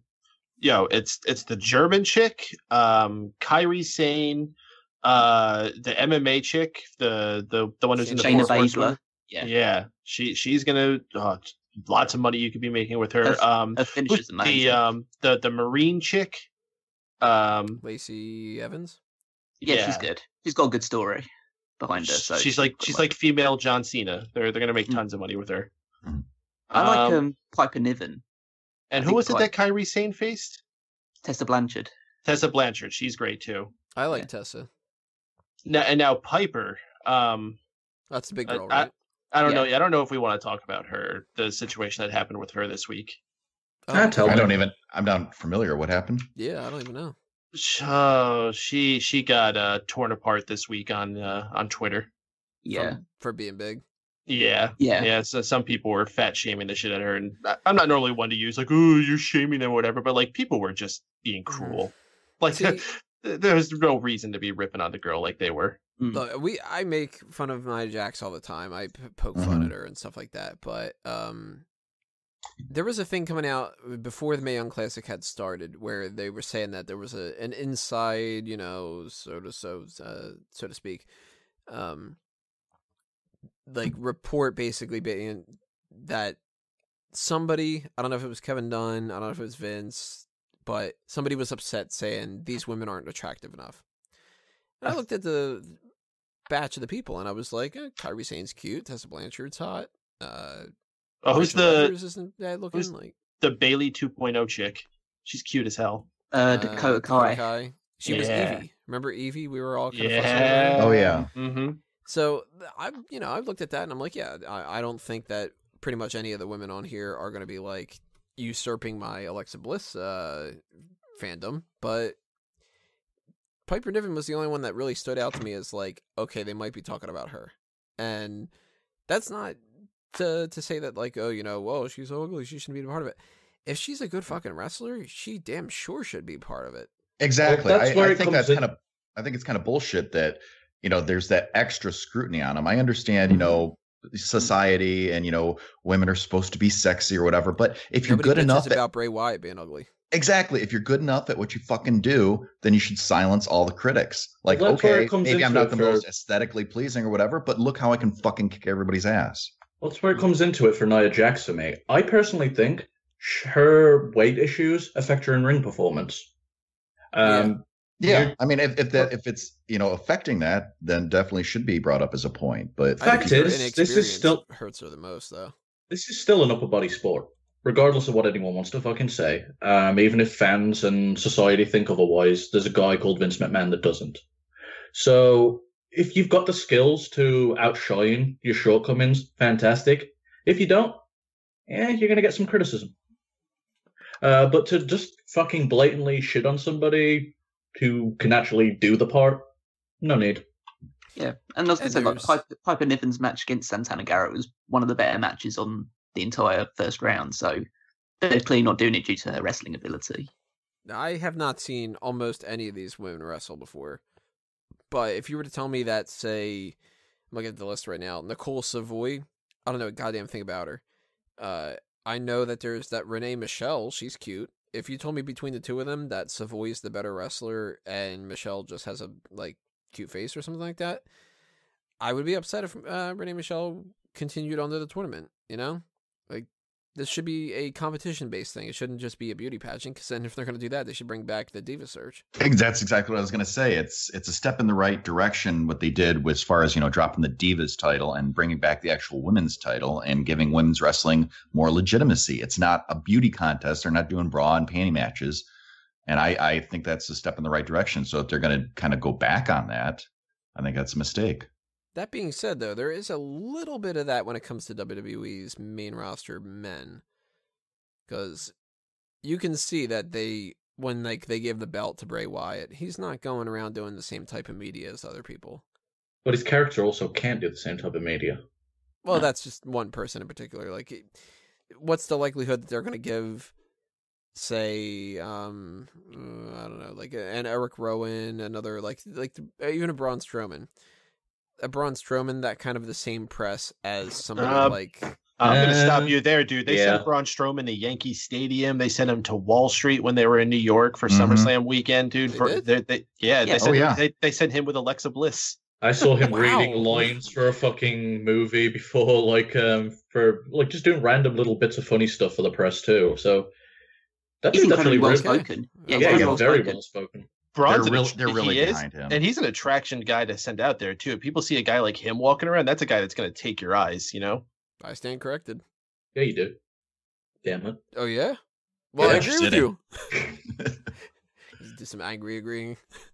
Oh yeah. Well, you're fucking right. I'm sorry. I'm glad we came to the same conclusion. Okay then, I'll buy you a beer. Yeah, I don't know much about these women. I'm really kind of excited to check out the tournament, even though I have heard a couple little bad things here and there, and I don't have too much investment in a lot of these. And it's kind of annoying that I already know who's in the finals and stuff, because at that point it's well, can I really get invested in Tessa Blanchard if I know that she loses, But I hope that they sign a lot of these women. That'd be really good if they do that, unless they suck, and then don't sign them, and get rid of the people that do suck on the main roster now too. I think based on what I've seen, you can hire at least half of those people, and they'll be just as good, if not better, than most of the people on the main roster. Who's the standout do you guys think is like Peyton said, the Jazzy? Is it Gabert or Gabert? Gabert, I think. I know. I mean that's the name that WWE have given her because she's on the independent scene. She's known as the alpha female. She's Ivana Drago. But she stand out in terms of her look. Her wrestling ability is good, but not really too much to stand out. I think the standout was really Kairi Sane. It's the one that got people talking the most. She's not winning, so. Well, we don't know that. Yeah, we do. She got injured. Her injury's fine now. Oh, is it? Yeah, oh, okay. It was a temporary kind of thing. She already has wrestled at NXT live events. She's scripted. Good. She's scripted. They put a band-aid on it. I mean, Shayna Baszler's green, but she's got a presence about her, and obviously she's good friends with Ronda Rousey, so she's gonna go places. How good is Candice LeRae? She was somebody I had my eye on. She's what's her face's girlfriend, right? Yeah. Yeah. I've seen her do a couple of mixed tags, and she was actually quite fun in that. But other than that, that's all I've seen. So she's capable. She's good. She's she's quite a like a high flyer in this group of Isn't there women. some Indian girl that was trained by Kali? Oh yeah, Could I be can't remember. the Devi. Yeah, Yeah, Mm. I would keep my eye on her. You know, they seem to like pushing Indian people right now. Yeah, keep an eye on her. She might powerbomb someone and kill them. Reference She was was- lost on me. yeah. Carly killed a guy. Ah, What? Was- When? Like, is that like his school? No, like way before he even came to WWE, there was a match. He powerbombed someone, they died. I don't think it actually was his fault, but that's what I like to say. You like to wish diverticulitis on And myself, apparently. him. No, that's just karma. If it happens. Karma, as you would say it. Well, she got let go. This is dead. yeah. Well, we are almost at the 2-hour mark. Let's do one more topic and then we can kind of call it quits. Who wants to pick that final topic? A peanut is neither a pea nor a nut. Discuss. Yeah, I could go for some peanuts right now. How come WWE's never had a black champion? So I was dropping some people off to MetLife Stadium for the football game, and the person was super excited. They're like, "Man, you know what? I don't even care about football. You know what I really want? A hot dog." Did you tell them? I told them, yeah. Oh, yeah, I heard that was the worst fucking hot dogs ever. It wasn't so much that they were the worst hot dogs ever. It was just like, come on. Like, we waited for, I don't know, fucking like 26 minutes or something to get, like, they weren't even wrapped up in foil. The fucking cheese fries were crap. Is that hard to sneak food into that place? No, Hard to what? Is that hard to just sneak food in? no, dude. The security in that place was a joke. Just bring food in then. Fuck those hot Sorry. dogs. Well, we already ate beforehand. Yeah, we ate in the parking lot. How much you need Yeah. to fucking eat? And the thing is, this was also before WrestleMania was like 10 hours long. Yeah. That's a topic. We had what? Burgers, hot dogs, and cake. Yeah, it was awesome. That was awesome. That was like one of the best parts about the whole thing. That and watching the drunk Goldust try to stumble his way to the fucking outhouse. Are you guys able to sit through all the pre-show anymore on those big fucking, like, SummerSlam, WrestleMania shows? Because I had to just straight up skip it again this year. I mean, I don't sit there watching it with my eyes glued to the screen, but I mean, I'll throw it on and I'll keep like working on something else. Exactly. Yeah, that's what I was going to say. I have it on. I'm not paying very close attention, but I'm not That's the sure. time where it's like time to bullshit and talk to people about like, yeah, so what you been up to this past couple of weeks? So is it just a case of they're trying to get as many guys on the card now because pay-per-view points don't exist in their contracts, or is it some other bullshit reason that I just don't not heard about? Like, I don't get why they're doing the show so long, because it can't be easy for them either. I think it's a They just- combo. They want to get the people on the card. They want to try to make it seem like it's a bigger, grandiose event. Yeah. But probably try and make the kickoff show slightly longer so there's more time for people to figure out it's SummerSlam and buy the network or whatever. Yeah, they did one. Maybe they can figure out a way to figure out an extra little bit of time so they can actually sit down.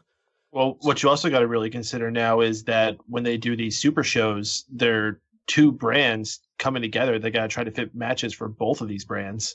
right. True. My attitude, though, is just kind of like, if you're not good enough to be on the card, then better luck next year. Mm-hmm. Yeah. Mhm. I don't know whether there might be some. There probably would be minor, if any, but maybe some influence from how New Japan book these shows, because most of their pay-per-views are about 5-6 hours long. Man, I hope that we start getting like random ass anime cartoons in the middle of nowhere and shit. That was fun as fuck. That was so confusing. It's like I'm already having a hard time following. Yeah, just these Tanahashi matches. popping up on the fucking Titantron in an outfit. I'm like, the fuck? Yeah. But yeah, these What? pay-per-views are too long. Yeah, no kidding. Well, see, it's not so much the pre-show stuff that bugs me or whatever. It's what bugs me is if they get a pay-per-view where I feel like it's a 7-hour show or 6-hour show or whatever, and I get the impression that even the big four aren't important to them. I'm okay with them kind of making it where it's like the big four aren't the only times of the year where something happens, because that's a little frustrating. I'd rather it sort of be like, I know that some people are complaining, they're going like, well, why isn't Roman Reigns, John Cena at WrestleMania? Why are they wasting it at No Mercy? I have a little bit of complaint when it comes to that. If I think that they're going to end up having a shittier WrestleMania, I'd rather have a better WrestleMania, but we don't know what they're going to book yet. So if they already have a plan that's even better or just as good, No Mercy having that match on there is pretty interesting. And if it had a crappy match, people would be like, oh, it's just a B show, nobody cares. But what frustrates me with the bigger shows is if I sit through 6 hours and I feel like there's like DQ endings and they're just stalling for the next whatever, backlash or whatever. And at the end of it, I feel like I watched 6 hours of an episode of Monday Night Raw. That gets very frustrating. See, I think it's not so much about the length of the program for the big four pay-per-views or any of the pay-per-views. It's how they book it. Because, we've seen some of the longer shows, and I can't think of specific examples, but some of the longer ones, maybe WrestleMania this year. And it's a longer show, but it flows. There's not that point where you kind of get bored and there's lulls. And then there's some of the shorter pay-per-views, and it's like, oh, it just fucking drags on forever. So I think it's more about booking than the actual time frame that it takes. Yeah. That's another thing. Well, I kind of went along the lines that WrestleMania kind of fell off a cliff for me after the ladder match for the tag titles. Mm-hmm. It seemed like WrestleMania was almost 2 shows. Like, these really good matches between Shane and AJ Styles and Kevin Owens, Chris Jericho and stuff like that. And and then we have Randy Orton against Bray Wyatt at the end of it and stuff like that. Just it felt too separate. It felt like 2 distinct shows. One I was enjoying and one I was hating. That's just me. I'm sure other people like enjoyed the flow of it a bit better. I just got disconnected. I had no idea what you're talking about. WrestleMania. Yeah, shit. Okay then. We are at 2 hours, everybody. I think that's good enough for a 300th episode kind of thing. Woo! Let's go around the horn, around the table, whatever it is. We don't have horns or tables here. And just got to give some final thoughts, some plugs, anything else we want to toss out there. Kaylin, what do you want to do? First of all, I'll give a shout out to Drew. His input on this episode was very helpful. Thank you, Drew. Drew White, ladies and gentlemen. As far as plugs, you can check me out. You can catch me with Northwest Ohio Wrestling. You can go to Chechnya. Northwest Ohio Wrestling will be appearing there. No, not really. Northwest Ohio Wrestling on Facebook, and all kinds of good shows coming up. So check that out. Callum. Well, you can follow me on Twitter at Wigmeister14, and you can check out all the articles on Smark at the moment, some of which I write, some of which I don't. Check out the stuff that I write as a priority, though. Baden? Well, Tony, if there's one thing we've learned from The Simpsons, that's that it's all downhill after episode 300. So, good luck. That's okay. You can watch the commentaries that we'll provide on the first 10 seasons of Smack Talk and just put that on repeat. Catch me streaming video games, including WWE 2K17 and soon to be WWE 2K18 for an interactive universe where you can create stars and we have them fight against each other and all types of crazy shit happens. We have our event Night of Democracy coming this Sunday, which is basically our version of like Taboo Tuesday or Cyber Sunday. Basically, people are going to be voting on stipulations all throughout the night. It's going to be a fun time. That's on my Mixer channel. That's mixer.com/Mr. Payden, MRPADEN. If you have an Xbox, you have Mixer on there to tune in nice and easily. So check it out on there. And Wago. Well, I got not much going on right now, but to keep updates on what I do, follow me at Stephen Wago on Twitter. And until then, all I got to say is...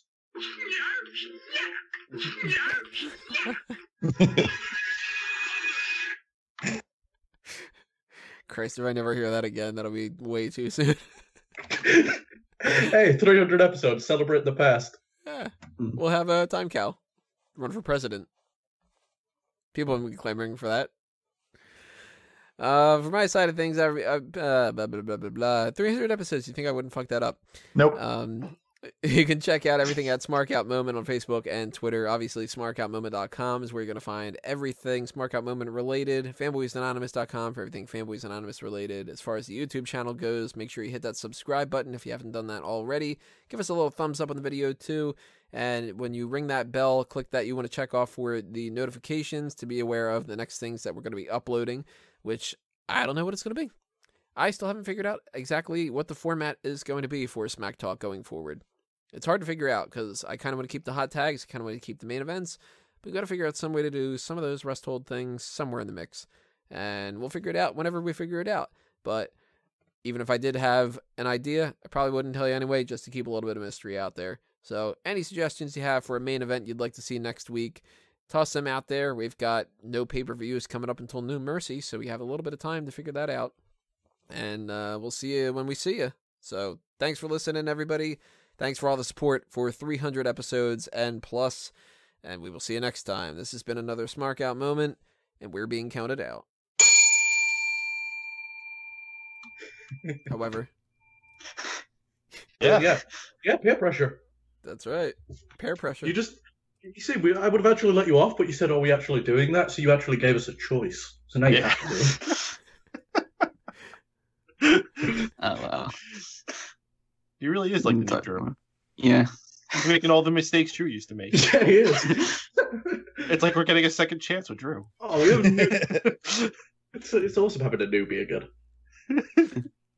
God, I'm only 20 episodes in. To be fair, you've avoided a lot of hazing up until now. Well, you guys haven't been around for most of it, so That's there.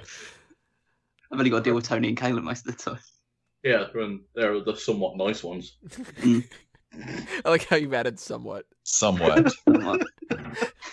Can't be like, they're the nice ones. Okay, like, the ones it's more that Kaylin is tame, and you're just a fucking asshole and hide it well. Yeah. Tame. That's the best compliment I've had in months. Hey, I'm not an asshole. I'm a prick. So, whose thing you doing, Callum? You got some new ones. You do. Yeah. Plenty of Actually, it should be easier for you. You've got way more selection than we ever fucking did. Yeah. If I have to do a suggestion, I would go with Elias. Ooh. Elias. Or let's do Big Cass's theme. You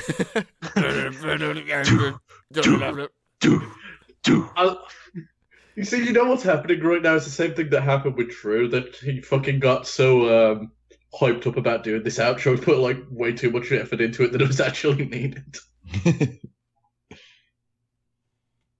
I was thinking of one, because obviously I'm just like wondering in my mind about it. Because I know you've done like the Ric Flair one before. There's a couple of Ric Flair ones, hasn't he? Mm-hmm. Yeah, I know, but I was thinking of going one like that's like. Do you want to do Ric Flair dubstep?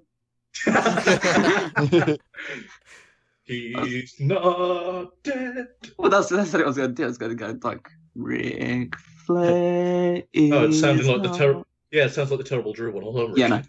Ric Flair is not dead. He's not dead yet. Ric Flair not dead. Yeah, he's not dead. Ric Flair not dead. Yes. So much for his son. No, too soon. I was going to go more like, so let's give him head, because he's not dead, yes. Ric Flair not dead, yes. Something along those lines. And then fall asleep and snore. Yeah. Yeah, and then just run, and then you get bonus points. Yeah, and then just disconnect from the call. All right, record, Tony. I've been recording. Fuck. Good, I was hoping. Yes, thank you. That's it. You just did the okay. Yeah, works, that's what you're getting. Cool, works. People are going to be very confused. You know what though? Can't say shit after some of the comments made on this episode earlier. Yeah.